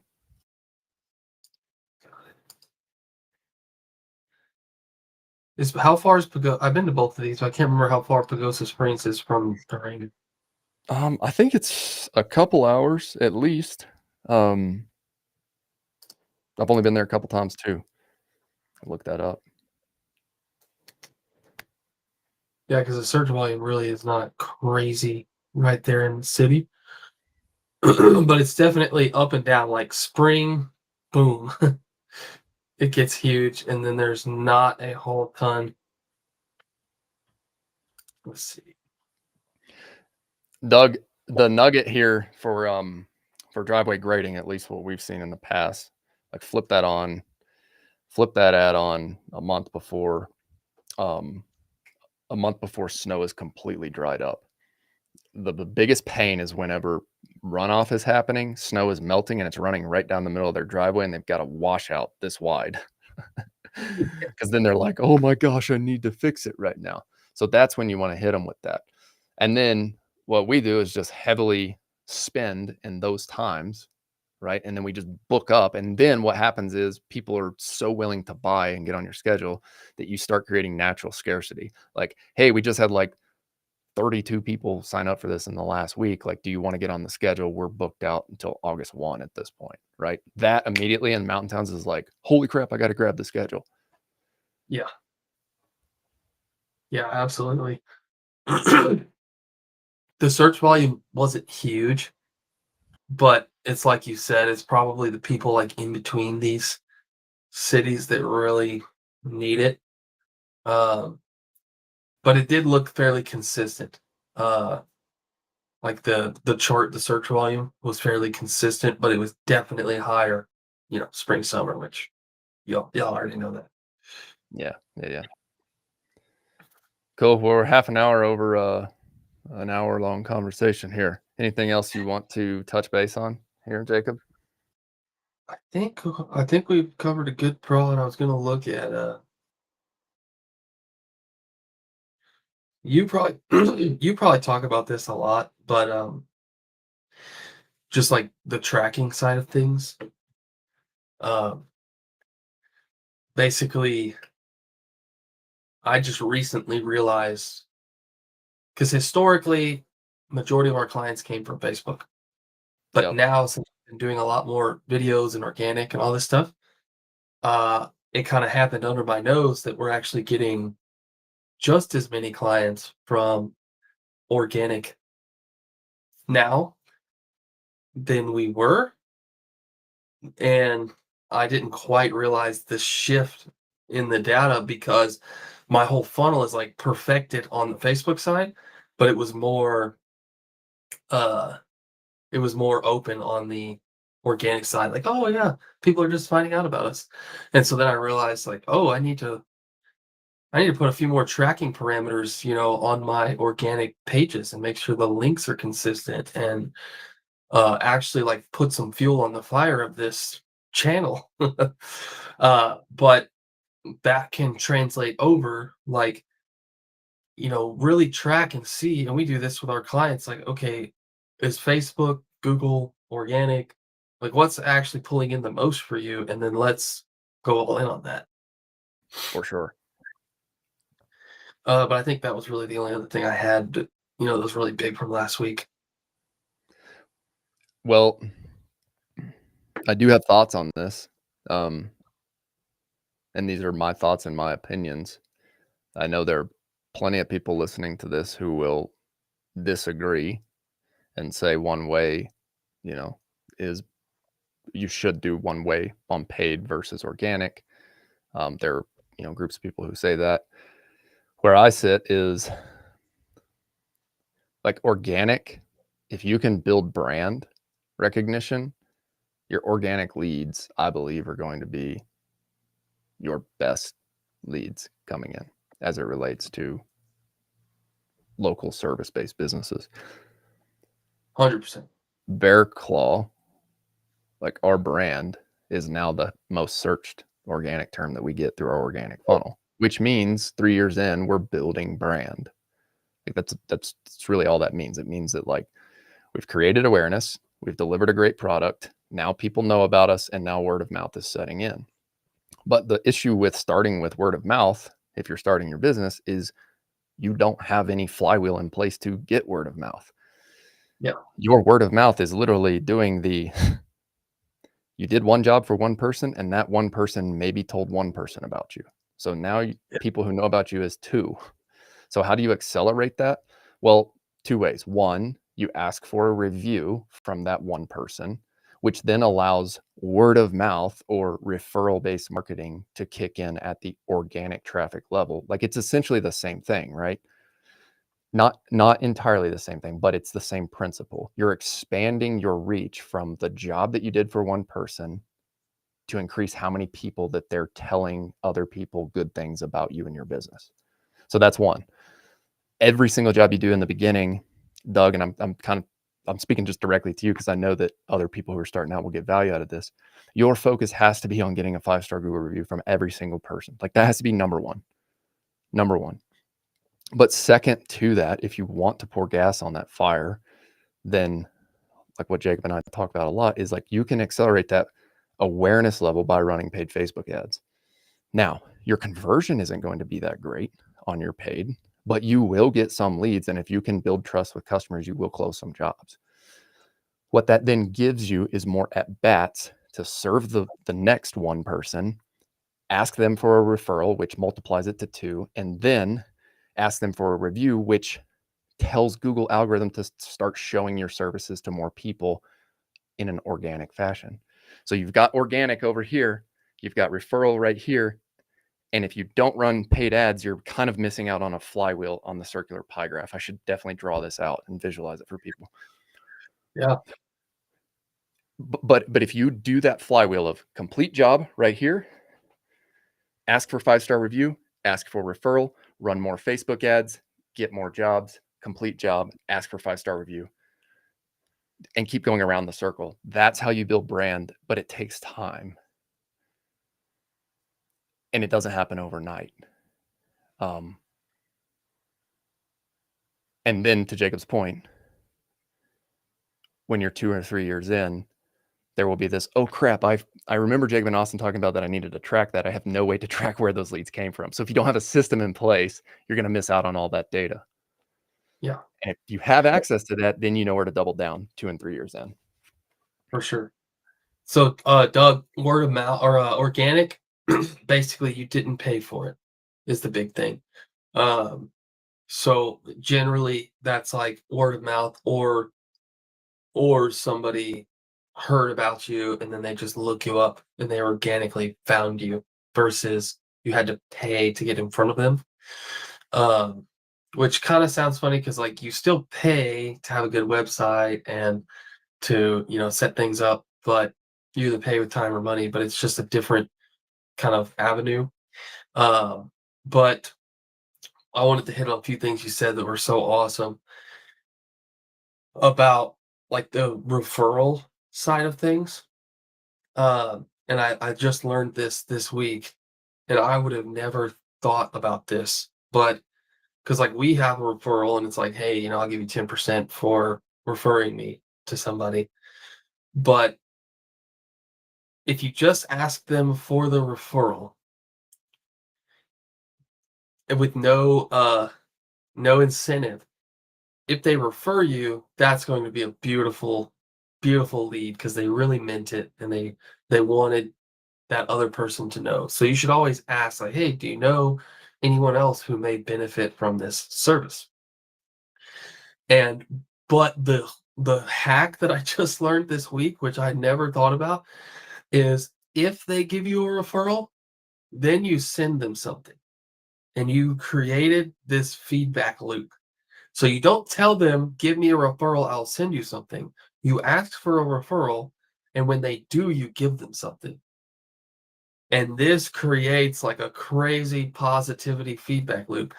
But the negative is also true, which I never really thought about, is if you're like, hey, I'll give you $100 for everybody you send me, some people they'll turn that into a game and then they're just trying to get their $100 and you may get lower quality referrals, which in the beginning it may not be a bad thing. Like if you want to try that, it just pay close attention and test it out. But what they told us was kind of at scale, it's better to ask for the referral, pay later. Don't tell them about the reward. Just let it be a surprise. And then it fulfills them more and it makes them want to do it again. Interesting. That is an interesting piece that I have not seen. Doug just said, what did you hold up? And I'm glad you brought this up. So if any of you have heard of Steve Hunsaker, he is a great marketer, has a Christmas light business. Once again, interviewing other people in other industries, the first 2 seasons of the podcast, showing some fruits of the labor here, right? Steve had a referral process that I absolutely loved that he talked about that I went and mimicked and created Bear Claw's referral process off of it. And here's how it works. So every time we complete a job, we give them one of these cards. There are, you can't really see because of the lighting here. What this says on the back is it says, redeem this voucher for $200 off your next fire mitigation project. And then it has a section right here that says from. That from is left blank. And that is so that we can write, Jacob, if you're my customer, I put Jacob's name right there and his last name. And we say, if you refer us to one other person who books a job, they're going to get $200 off their service. Plus, we're going to buy you a $200 gift card. There's a local steakhouse here that everybody likes going to. we're going to buy you and your wife or you and your husband a dinner to that local steakhouse worth $200. Why 200? Why 200? Right? Like, oh my gosh, you're paying the customer and you're giving $200 discount. Well, what's important in marketing, Jacob? Cost to acquire a client. Cost to acquire a client. If you know your cost to acquire the client, then you can go spend that to acquire the next client and be confident about that. So ours is right about $400. And it's, if somebody comes through this way, I'm paying for it through referral. Great. If they don't, I'm paying for it through paid acquisition. Either way. Yeah. That's the way I view it. And so this is just a simple card. They give it to their friends or family. And we give them 2. We only give out 2. Yeah, that's huge. Huge. Because if they give that to somebody, it's like they feel good because they feel like they're gifting somebody. And then that person who gets the gift is going to feel like, oh, I need to take action on this. Reciprocity. Yeah, that's a genius play for sure. Did you get that from him, Steve? I You did. mentioned it. I mimicked something that he does in his Christmas lights business, but Smart. And then you but personalize it. The local ta steakhouse. yeah, Yeah. exactly. Like tailored it to our business and made it work, right? Like his numbers, his strategy is a little bit different. But like if you just copy other people's stuff, it's not going to be as effective as if you really make it your own and really make it valuable for your customer. Like what would my customer be incentivized with to go do this? Yeah. Well, Oh, yeah, you have to. And then knowing your CAC, like you said, and that you can really game that too. Like, like my CAC's like $3,000. So if I were to say, "Hey, I'll give a new customer $1,000 off, and I'll send you $1,000 for referring somebody," so then my CAC's 2,000. So I'm getting a new customer for $1,000 less than I normally would. That's a win-win for they're getting 1,000, I'm getting 1,000, and the referrer's getting 1,000. Like it's a win-win. it's a win-win and a win too, Yeah. because you know that you're going to deliver 5-star service. I know that we're going to deliver 5-star service. If we get in front of that customer who was already going to pay somebody to do this services, one of my friends, he was a roommate and teammate in college, and he was a Mormon. He's the biggest hustler. Like I'm about to just start hiring all Mormons as sales reps because they're just so great at sales and hustling. But he always said, if they're gonna pay somebody, that money's better in our business. And it's so Yeah. true. It's like, yeah, if you're just trying to hustle and scam people, like that would be wrong. But if you're truly committing to delivering 5-star service, then it is a win-win-win because that customer would already be paying somebody in the market for it. If that Yep. customer gets a great service and your client gets paid for referring and you make money from it or your business makes money from it and the customer gets a great service, win-win-win. Yep. Big time. Big time. Awesome. What else? Anything else? Any other Oh, man. questions here? Any question? Any thing you want to hit on? Let me just double check all my notes, but I think those were the big things for me. I'm having fun with this. This is a great way to spend Saturday morning. Yeah. I'm gonna go while you're going through that for the listeners here. Jacob and I, as a loosely held schedule, at least on both of our calendars, we have put in 7 a.m. Mountain Time and 8 a.m. Central Time every other Friday to talk all things Facebook ads, sales, funnels, basically acquisition for land clearing and fire mitigation. So what is today, the 15th? The reason we're recording on a Saturday is Jacob's flying back from his event out at acquisition.com. So our next one would be, when's Thanksgiving? Is that the 27th? That's a good question. I don't remember. Somebody knows. I'm 20, terrible. 27th and Black Friday's 28th. Oh, 28th. Next one will be Black Friday at 7 a.m. Both of us are marketers, so there's a very great chance that we have some sort of Black Friday offer. Always. we haven't even talked about this. Black Friday is actually, isn't there some data behind that's like the highest purchasing day? And It is. Yeah, and for y'all's business, gift cards would be huge because gift cards, like obviously, and basically for you, a gift card would just be a discount, like unless you got some really high level people that are giving out $5,000 gift cards, which I did just sit next to a guy doing that at acquisition. Kind of different, but he owns a liquor store that does $14 million a year, one location. And no way. and he has this high level customer base that spends an average of $25,000 a year. And what they're investors and collectors in high end bourbon. And they give $20,000 gift cards to people. But anyways, that's kind of a whole thing. But with gift cards, it's like a crazy number, like 30% of them are ever utilized. So gift cards are basically just like free cash, but it's also like a free referral. Because if somebody buys a gift card and gives it to somebody, that's like a referral, like your postcard, but they're paying for it, so you're getting that cash, and a huge percentage of people will never use it. And so it's just that's where Black Friday is really good for the gift card play because they buy it for a Christmas gift, and inherently you'll just have people not use it. Holy smokes. So what you're saying though is that, for example, like your market, let's use it in your business. Why don't we use it in your business? Yeah. And you give me, or you would be selling me a gift card for me to gift to somebody else to say, hey, I think you could use Jacob's land clearing services. I've bought the gift card.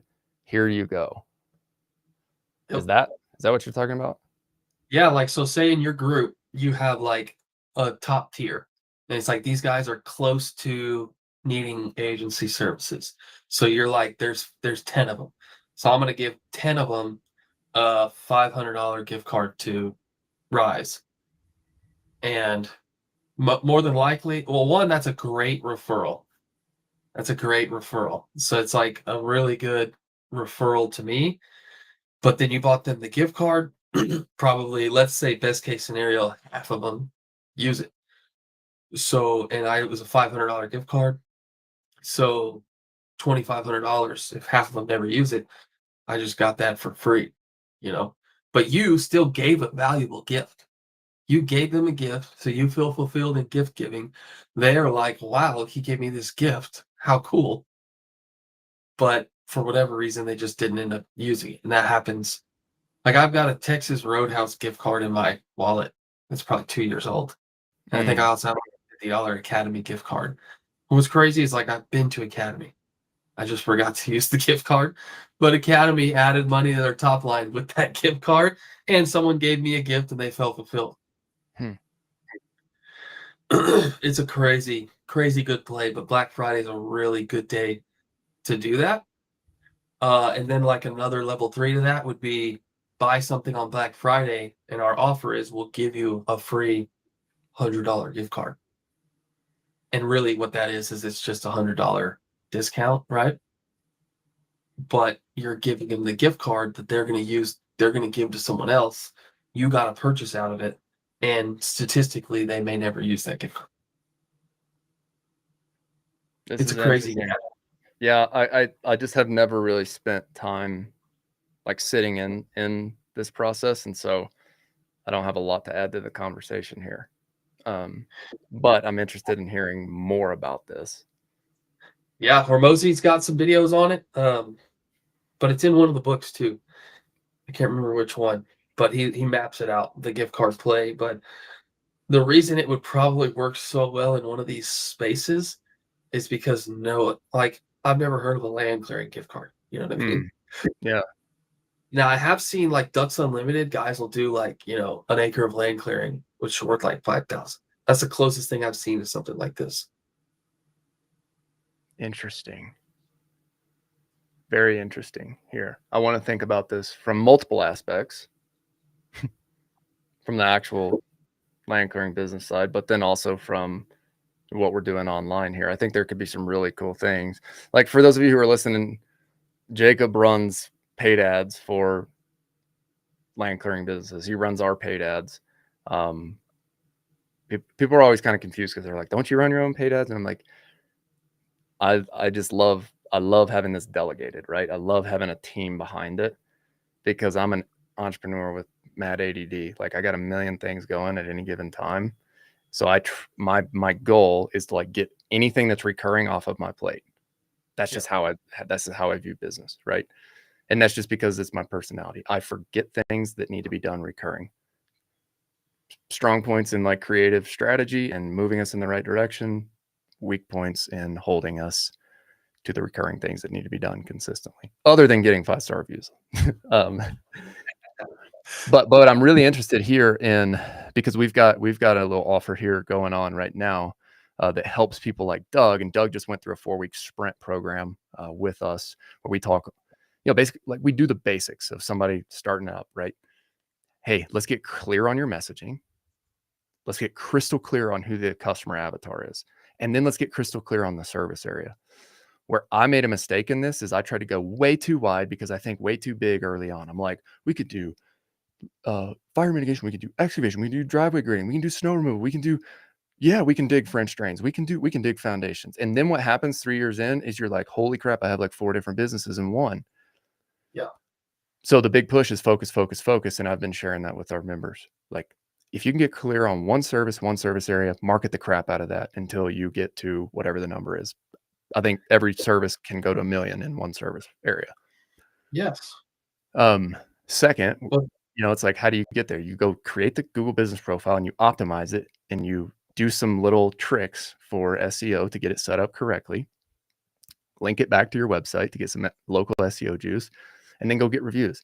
Third, I'm not an agency. I don't want to be an agency.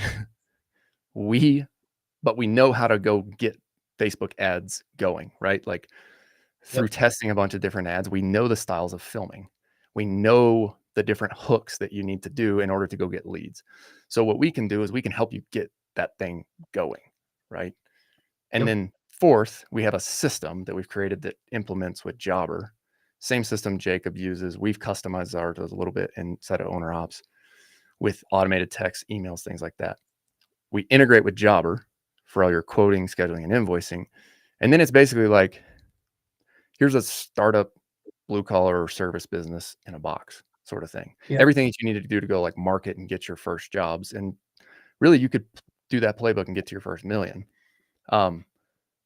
Where Jacob and I's offer is different is Jacob has a full media team on the back end and a full Facebook ads team, full Google ads team. And this is why I pay him to do it, because they're the experts in everything to consistently manage these things. So Jacob has an offer where he will manage your campaigns on a recurring basis for you. And so I think that could be interesting, thinking about a Black Friday offer or gift card. It's like where my head goes is I'm like, okay, let's do a challenge inside the group. Whoever wins that challenge is going to get some sort of gift card, because like we've taught them how to go launch. But if the next step in the ascension model is to go run paid ads, then what if I provide a gift card for one winner to go get your services? That's where my head goes. Yeah, that's pretty genius. I like that. Well, I wanted to just quickly hit on something you said that was so good, because I think a lot of us, like probably the bulk majority of us entrepreneurs, we do that. We kind of think more broad in the beginning. And I think one of the reasons is you see bigger, hyper successful people or companies that are like that. And like they talk about, like Warren Buffett is always one that's used because he's, mega rich. And it's like you can't follow what Warren Buffett does because he's already a billionaire. He does things different at that level. And so same thing with like there's big land clearing companies that can do all of the services, have all of the machines, but it doesn't work well to just go out and buy 7 different machines and start your business. You have to grow to that point where it makes sense. One channel, one avatar, one offer to 7 figures. I will say that all day, every day. Um, and you just you can diversify, but it only makes sense later, not early. But a lot of guys try to do that, and they get ADD, they get bored, or they get a shiny object syndrome, and it's like, "Oh, okay, yeah, I'll go get an excavator, and I'll add this in, and then I'll make, because I saw this guy get a pond job and or retention pond cleaning up job, and it's like, yeah, Mhm. I need to." And then it's like, oh, I'm gonna start doing some driveways because that's good money. And then you're just like you said, 3 different businesses. Versus if you're a 7-figure business that's rolling and churning and you have not churning, but moving along and you have systems and processes and everything's good. And it's like, okay, now I could invest in another machine and build out, another channel that's similar, but not too far off. Like that's when you make those kind of moves, not in the owner operator stage. I would say that that is the single biggest lesson that I've learned over the last 3 years. And if I could share one thing with people, it would be that. And that's what my brother and I talked about over the elk hunt. And he's even getting crystal clear because he offers 2 services within decorative concrete. He's like, one is way easier, it's way quicker, and it's way more profitable. So it's like, sweet, let's do more of that. Because there are people who have already proven over the last 30 years to pay for that service. What if we pour some gas on that with some marketing? You think we would scale that? And he's just an owner operator. He helps my dad. It's just them two right now.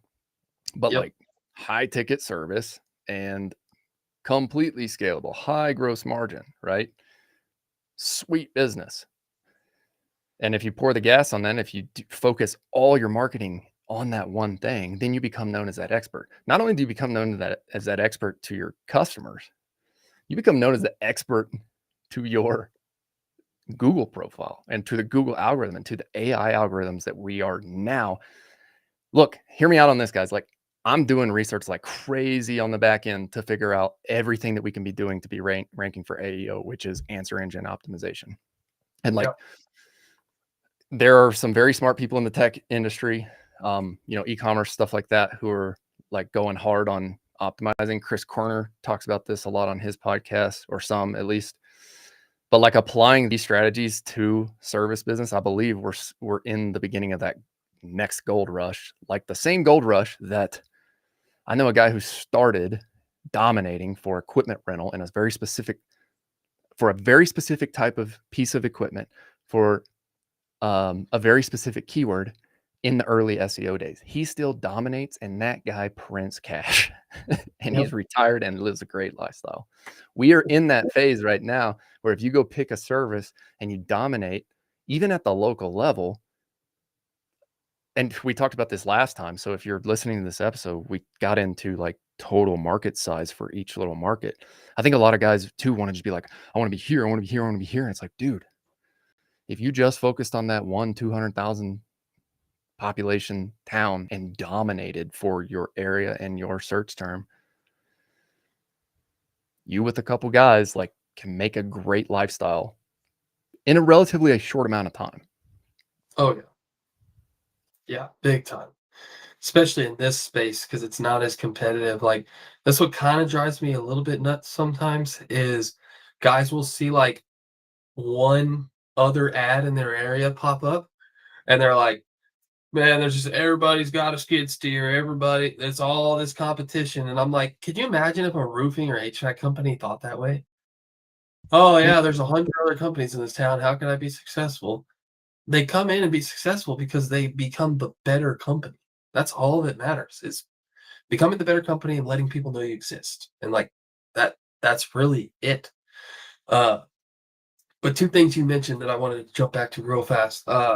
With like you're talking about your brother with the services. I just heard another company that they kind of tore apart. that was in the same thing, and it's like that's where you have to know your numbers from beginning to end, because some people like one service because it keeps them busy, but they make no money from it. And it's like you need to find the service. So this company had it was med spas, so it was kind of different, but they had med spas and they had GLP-1, which was like weight loss or something. And that they closed like 90% and they made $1,500 and it was like 70% profit. And then they had the med spa services, which kept them busy, but they had like 9% net margins on it. And they were like, do this instead. It's like kind of obvious, but you had to see the numbers to know that it was obvious. Um, and so, that's why I always ask guys, like, what's your favorite service? What's your most profitable service? And if you're offering multiple, that's kind of how, I like to figure it out. Um, but find the one and go in on it, like you said. But then you mentioned the search terms, and you mentioned something earlier about bear claw being searched. And we're in this phase now because so many people focus on, like, I typed in land clearing near me, which obviously you want to be ranking to some degree for those keywords. But especially when you're doing heavy brand awareness like you are, you want to be ranking for your terms also. And people find us on Google gross majority by typing in land clearing growth on Google and AI, which we get found on AI pretty often. Uh, so that's another huge thing, is owning your terms, both PPC, paid Google ads, and Google Business Profile and your website. When somebody types it in, they better be seeing you, not someone else. So like I own, like if somebody types in Rise Land Clearing Growth or Land Clearing Growth, which they do pretty much every day, we show up in all, like my Facebook shows up, our website shows up, pretty sure one of the landing pages shows up, YouTube videos show up. It's like, it's there. And that's how people find us, because they get brand aware somewhere, but then they're like, oh, I'm going to go Google this and see if it's legit. And I guarantee you, and you just confirmed that people are doing that with your business. So they're seeing your ads or they're hearing about you somewhere, and then they Google you. Well, if they Google Bear Claw Land Services and you don't come up, or you come up way down or something, you're missing that. And guess what? They're interested in the service, and some guys have a less unique name as you. So, if somebody's like Johnson Land Management and they type in Johnson Land Management, and because they typed in land management, and they're now seeing 50 other companies because you didn't own that term, then they're probably just going to click on one. And it happens all the time. Like I have a real generic name for my old business that I sold, New Braunfels Pressure Washing, and we will get calls from all other companies all the time because our name's New Braunfels Pressure Washing. If they're typing in pressure washing in New Braunfels, but they wanted to find, a previous company they'd used or something, they'll end up calling us. They're like, "Is this Kyle?" And I'm like, "No, but how can I help you?"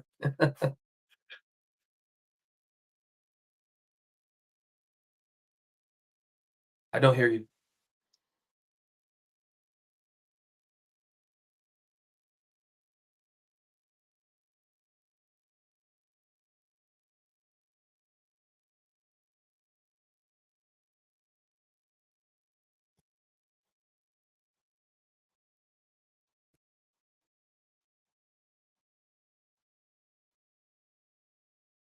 Test, test. There you Yeah, I can my AirPods are messed up. Something on the audio here, but yeah, I'm with you, man. Like, and we talk about that in the pro group here. So look, we have a free school group for owner ops, and like you can go there. And really, what I'm tailoring that to is I've seen, like, there are so many things that you need as a startup, but like the one basic thing that I wish I could tell more people to do first before you go start getting leads. You think you need leads right now. If you're starting up, you think you need leads. But here's what's going to happen if you go focus on getting leads before you take the one Saturday morning to set up a system, is that you're going to go get leads, and then you're going to have no way to track it, and you're going to miss out on those leads, and you're basically going to be pulling money out of your bank account and flushing it down the toilet. Because if it costs you $450 to acquire a new customer, right? Like you've got to spend up to that to go get to there, right? My point with this is if you don't have a follow-up system or a system in place to track all that stuff, you're gonna have to do it anyway. So where I'm at right now, thinking through just logically, what I wish I would have taught people in the beginning of this 4-week sprint that we just went through with 15 guys or so, I wish I would have just said, hey guys, this is not going to make a ton of sense right now, but please just set up Jobber. Like, please set up the basic form of sending estimates, creating a job schedule, and sending an invoice. By the end of this 4-week program, we're going to connect your marketing and sales system that's going to help you do automated follow-ups, which is the same system that Jacob and I both use the same system here, right? We're going to connect that in week 4, but you need to set up Jobber first, because in week 1, we're going to get clear on your ideal customer. Week 2, we're going to help you set up your Google Business Profile. Week 3, we're going to show you how to launch a profitable Facebook ad. You can go launch your campaign yourself. And then week 4, we're going to set up the system to tie it all together. And so the free group now, if you're starting out, go jump in that free group. You get access to community if you're in a blue collar business. All right. It's going to show you exactly how to set up Jobber. All right. I have step-by-step videos for how to exactly set that up. And I'm doing that because by the time we got there in the sprint, it was like, wait, I wish I would have had this already taken care of. So that's the free value that you can give away in our school group. Next, we have a paid offer where if you want to come learn all those things, you can purchase that for a one-time upsell. All right. We do have a done for you offer as a third paid offer there, where my team can help you connect everything, the system, actually implement Google Business Profile, Facebook ads, and the system. And then where I think this goes in the future, like I've told Jacob before, I don't want to manage an agency. I don't want to start an agency, but Jacob already runs, if you're in the land clearing business, Facebook ads. We can teach you as part of the Owner Ops Pro Group how to get this set up. If you want somebody to manage it for you, then we're going to point you right to Jacob if you're in land clearing. Okay. So that's more about the offer. We'll have some more stuff here for Black Friday. I know I'll be working on that on my end. For you specifically, Jacob, is there anything that you want to tell people about the services that you offer? Well, I just want to point out something that you said, that it's so hiring us will be so much better for you if you have done all of those things first. Like if you've already have ads going to some degree, you have a system, you know how to work leads, and everybody says, "Oh, I can close, I can sell." Well, selling organic referrals and selling Facebook leads are completely, it's a different process to get to the point of sale. Um, so if you have that experience already and you have some brand awareness and uh you have some ad optimization, we can come in and pour the fuel on the fire.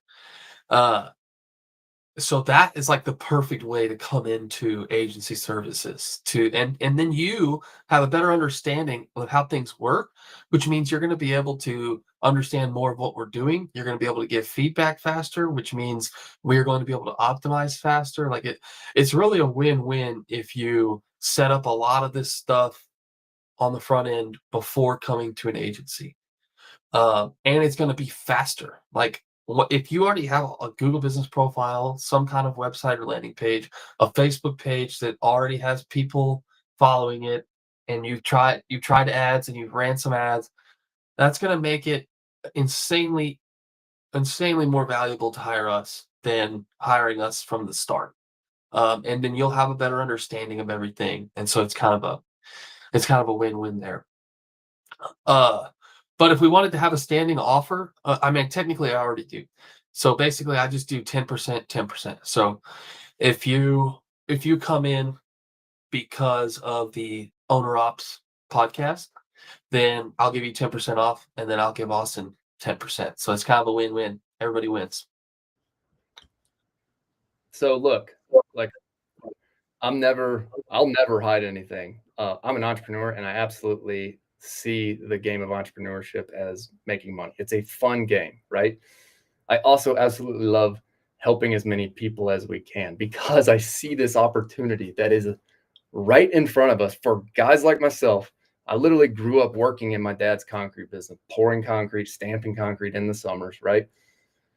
That's what I was going to go home and do. And then I moved out to Colorado. I'm here. I decided to start my own, and I became a student of the game of marketing, sales, acquisition. And by no means am I an expert yet, but have I figured out how to do it at the 0 to 1 level? Yes. And can it help other people? Yes. And will it work for you if you follow the process? Yes. The other thing that we've realized is that, for someone like Jacob, it is an investment. Like, it's a significant, I shouldn't say significant, but it is like when you look at your P&L, you're like, okay, I paid that for the ad agency and this for ads. But then you look at that in relation to your revenue, and someone like Sam Alsop, who runs a $30 million roofing business, says I should be anywhere from 8 to 10% of my total revenue for marketing budget. So if you guys do the math, right? If you're doing, if you're spending, Jacob, and correct me if I'm wrong on pricing, let's just say you're spending, 50 grand a year on Jacob's agency services, then you're right in line with what people are doing at scale if you're generating $500,000 in revenue, right? And that's kind of where we were at whenever we were at that $500,000. Is like I'm somewhere between 40 and 50K of marketing spend, right? But some people see it as a cost, other people see it as investment. I see it as investment. And so if you want to get through those early stages easier, the offer that I've come up with is like, hey, here's how to do it. I'll give you something for free on the front end to help you set up Jobber, because I believe whether you use Jobber or not, you need a quoting, scheduling, estimating system regardless.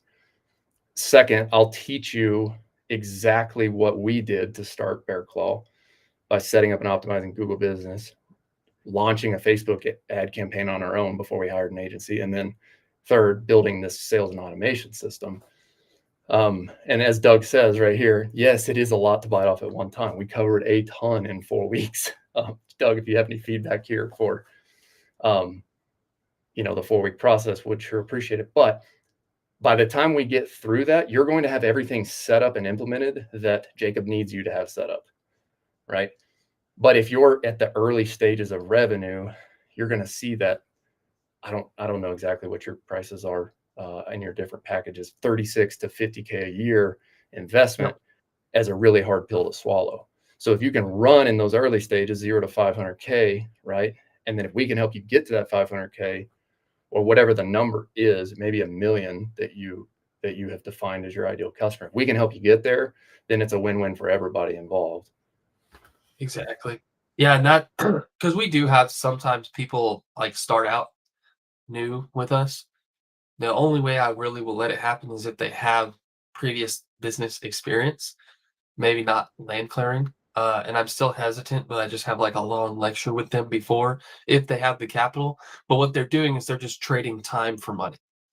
So they have money and they want to accelerate their timeline, but it's still going to be a slower launch process if they have nothing out there online versus if you, as an owner operator, you don't have a bunch of capital sitting in the bank, but you have time and hustle, and obviously you're going to need some amount of money, and you do like this program with owner ops where it shortcuts some of it for you, so you can already like do some things that we know win, but do it a lot of it yourself time wise, then you're saving money versus some of these people come in and just pay us out the gate to get everything set up for them. And it pays off, but they're just trading money for time. And so they may spend 20% of their revenue for the first couple months until they just jump up to that level. Yeah. Owen's a good example of that. He basically hired us. We poured the fuel on the fire out the gate. And so then he jumped up and had, a 40K month.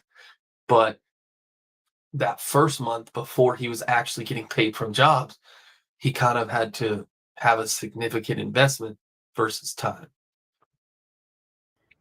And Owen's one of those dudes who came in, I think he was in the program for maybe a month or two before he's like, can you get me in contact with Jacob? It's like, yeah, here you go. And so then you just took it, poured gas on it, off and running. His system's already set up. His automations are ripping.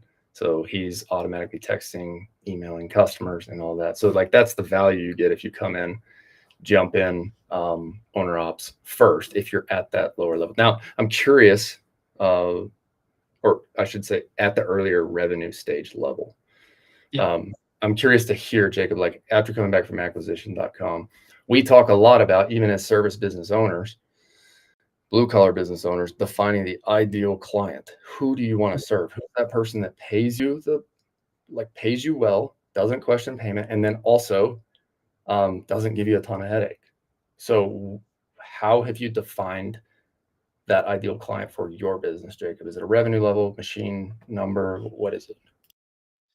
Yeah, revenue level would be really amazing if that was the only thing I could base it off of, but there's just a little too much variance there. But one of the big things for me is mindset. Like, do they want to grow? Because like I have some legacy clients that really have been the same for 3 years, right? Um, and it's like that's not the people I'm chasing anymore. The people who just want like they cherry pick their leads, they don't talk to half the leads, and they stay busy, but they're not like adding machines and growing the business. Versus I've got a guy in Tennessee who did $450,000 in 2023 when he started with us, and this year is finishing at $400,000 a month. So in 2 years, he 10x'd. And so for me, like revenue level is important. You need to know how to do jobs, get reviews, uh, sell, have a system in place. But revenue wise, really kind of like 25K a month is sort of what I'm looking at in terms of like lead scoring. Like when somebody comes in, if they're at least 25K a month, I'm like, okay. Because then 5 to 10% of their revenue going towards marketing makes sense if we can take them to 50K plus a month, which we do pretty predictably. Like the average in our business is like 40 to 50K a month. And then the top 20% of guys are, 7 figures and over. But I've predictably taken guys from that like multiple six, like just grossing 6 figures to well over 500K. So I know that's so possible because I was for a while saying like 50K a month. That's who we want to work with. But there's some really good companies in that 25K mark that just don't know how to break through. But the thing that I have to be hesitant on is if I start sending you 50 leads a month, can you handle that? Because if you can't, you're going to come to me in 2 months and say, I'm spending you all this money with you and my business isn't growing. But it's not my fault. It's because they're not working the leads because they don't have the time. So you have to be willing to hire and become the full-time salesman or hire the salesman to really, and I'd say that's the biggest differentiator in our clients that are kind of more plateaued versus growing is that sales piece. Yeah, definitely. And then the next piece is, once you hire the salesperson and you've hired all the crew members and the field crew leaders, then it's like you're going to send more leads that way. And then you have to be willing to hire the next one, which is like where we're sitting at right now. You know what I mean? Like after we poured gas on it with you guys, now I got to go hire another sales process. So like there is that lag time and there's always the next stepping stone as an entrepreneur. And so what I'm hearing from Jacob is his ideal client is like, are you somebody who's willing to grow? Or are you going to just be somebody who's okay running the one machine doing 25K a month? Totally fine. Absolutely nothing wrong with that, especially owner operated, right? If that's you, Ty Mumford is a great example of this in stump grinding. The dude just loves grinding stumps and he loves making profitable cash. So he's just optimizing for not hiring employees. Yep. It's totally up to you and preference. Yep. As much as I want to say, hey, I'm going to sit back and cash flow this thing, I just can't. It's not in my nature. Like I love challenges, right? Like right now, we got the business to where I wanted to be in 3 years. Like we crushed that goal. But now it's like the goalpost just keeps moving. And once you understand that, if you are that type of person, that's just who you are and that's how you're wired, it's okay. You just got to like figure out how to keep going. And that's what Jacob is saying. Like, that's ideal client if you want to go from 40K to 400K like the dude in Tennessee. Right. Well, and long-term goals, long-term rewards, right? Like I have experienced the hardship of this. You cannot sell a business where you do it all, or even you do it all and a couple helpers or a couple employees. It's not going to sell. So you're just going to have hopefully, if you do it right, a pretty good job for however long until you stop doing that job. But to sell something, it has to be systematized.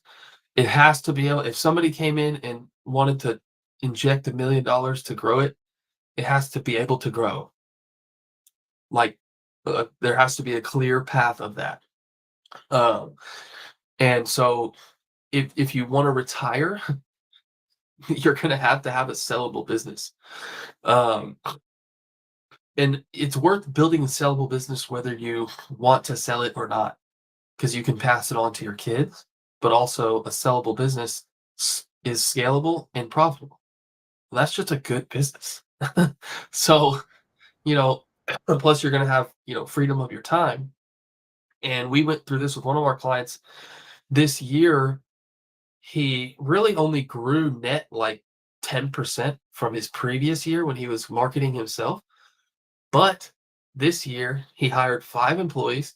He added multiple machines to his fleet, and he had more freedom than he's ever had in his business because he's not doing the marketing every day. He's not running the machines every day. He has more and newer equipment, so he's doing less maintenance every day. So his quality of life is better, and the business still grew. Not exponentially, not like crazy testimonial growth, but the business grew, his quality of life grew, and he has more freedom, and he has a better business now. So that's like some of the stuff we don't always talk about in the ads. It's always like revenue growth stuff, but those are kind of the perks of building the business that way at that next level. Totally. I do want to hit on one thing Doug said here, messaging mastery. So like this at the beginning of the paid group, we have Owner Ops free in school and then Owner Ops Pro, and the Pro is you get access to the paid stuff. There's 4 different training modules, and messaging mastery is the first one. So I believe after you set up Jobber and get your baseline set, like you got to go get crystal clear on the ideal customer. And look, for some of you out there, I still believe that, you may be at over $1 million in revenue like we were. And I needed to create this to tell myself this, where it's like, yeah, I've got multiple different service lines, but like, who's my ideal customer and what's the most profitable job? And then where do they live? So let's go focus on that and refocus, put all of the energy and effort from the team that we've hired into that one thing. And then let's pour as much gas on that fire until the fire stops burning. Yep. Till something breaks, for sure. And that's when you have that data, like, cost to acquire customer, lifetime gross profit, average order value. It's like, okay, what's stopping, like say you're spending $1,000 a month. What's stopping you from spending $10,000 a month? If you know it costs you $1,000 to get a client, right? Or yours is 400. Yeah. So what's stopping you? You get, say, 10 jobs a month. What's stopping you from getting 50? Solve for that. Then, move on. So you run it up until you can't anymore, and then you get that constraint out of the way, and then you do it again. And I'll tell you what was stopping me, right? It's like between that 1 and 1.5 mark, we've got like our salesperson is maxed out. Like his time, like he just has no more time. It's not effort. It's not work ethic. It's not close rate. It's the fact that we've maxed his time out. And so now what we have to go solve for, it becomes an operational lever that we have to pull. So how do we go recruit and find the next great salesperson? so that we can then spend more money, double ad spend to essentially double lead volume, and then go hire crew and hire salesperson and then build equipment. It's like rinse and repeat on that. And then at a certain point, and I don't know when this is going to be, there's going to be where it's like we build to like 3, 4, 5, I don't know how many crews, but there's going to become a point where it's like, okay, who's managing and actually holding the managers of the crews and the salespeople accountable? So then we have to hire management. And I'm sure that if some of you are listening and you've built the business from, you know, if you've gone to 10 or if you've gone to 100 million, like you're going to have that insight. The thing I love about the X network is that there are people on there just lurking who have built to 100 or multiple hundreds of millions who just kind of understand which levers to pull. And I think like the whole goal of this podcast was like, there are tons of people out there who host podcasts of people who have exited 30, 40, 50 million businesses. But there was no podcast for like the guy like Doug, who's starting out. Like, I want to focus on driveway grading. How do I do this? And so that was the focus year 1, year 2. My hope is that everything that we talk about here can help you not only go get your first customer, right? You can see Doug's goal here: get first paying customer, execute 5-star service, and get 5-star review. If you rinse and repeat that, pour a little gas on that with some Facebook ads, you're gonna go get customer. The question no longer becomes, how do I get leads? Because Jacob and I can help you solve that. Like, it's proven. It happens in every market. You can get the leads. It comes down to whether you can sell and then execute on operations to actually go take it to the next level incrementally. For sure. And I'm on the process too, right? Like, Jacob's dealing with me internally on the back end where I'm like, dude, I'm capped. Like our lead volume is just, I'm literally, you know, spending so much time on the phone with leads now that I have to go build a better operational process to filter those leads, either 1 in my marketing or 2 in my qualification process, so that we're not wasting our salesperson's time driving around everywhere on site visits when he should be focused on closing. Right. Yeah. For sure. Love it. Getting into all of it here. Yeah, I think I should probably go out getting lots of texts. Yeah. Time for breakfast with the kids, huh? Yes. Happy Saturday, everybody. Thanks for tuning in. Hope this is helpful. If you want to jump in that free school group, get Jobber set up for free for any of you, those of you who are listening, school.com/ownerops, OWNROPS. Okay. If you want the paid version, you can go to school.com/GAS, GAS, stands for Growth Accelerator System. And then if you just want to jump straight into having your ads managed by Jacob, where can they go? Faux show. Where can they go, Jacob, if they want to jump straight to yours? I got hypoxic there for a second. Yeah, landclearinggrowth.com. I made it a little easier. Just landclearinggrowth.com. Perfect. All right, listeners, thanks again for listening to another episode, Owner Ops Podcast. Once again, Jacob with Rise Online Advertising, aka Land Clearing Growth. We will be recording these every other week, every other Friday, 7 a.m. Mountain Time, 8 a.m. Central Time, talking all things customer acquisition related to high-ticket blue-collar service businesses, more specifically, land clearing and fire mitigation. Thanks again for tuning in. We will see y'all next week. Don't forget, work hard, do your best, never settle for less.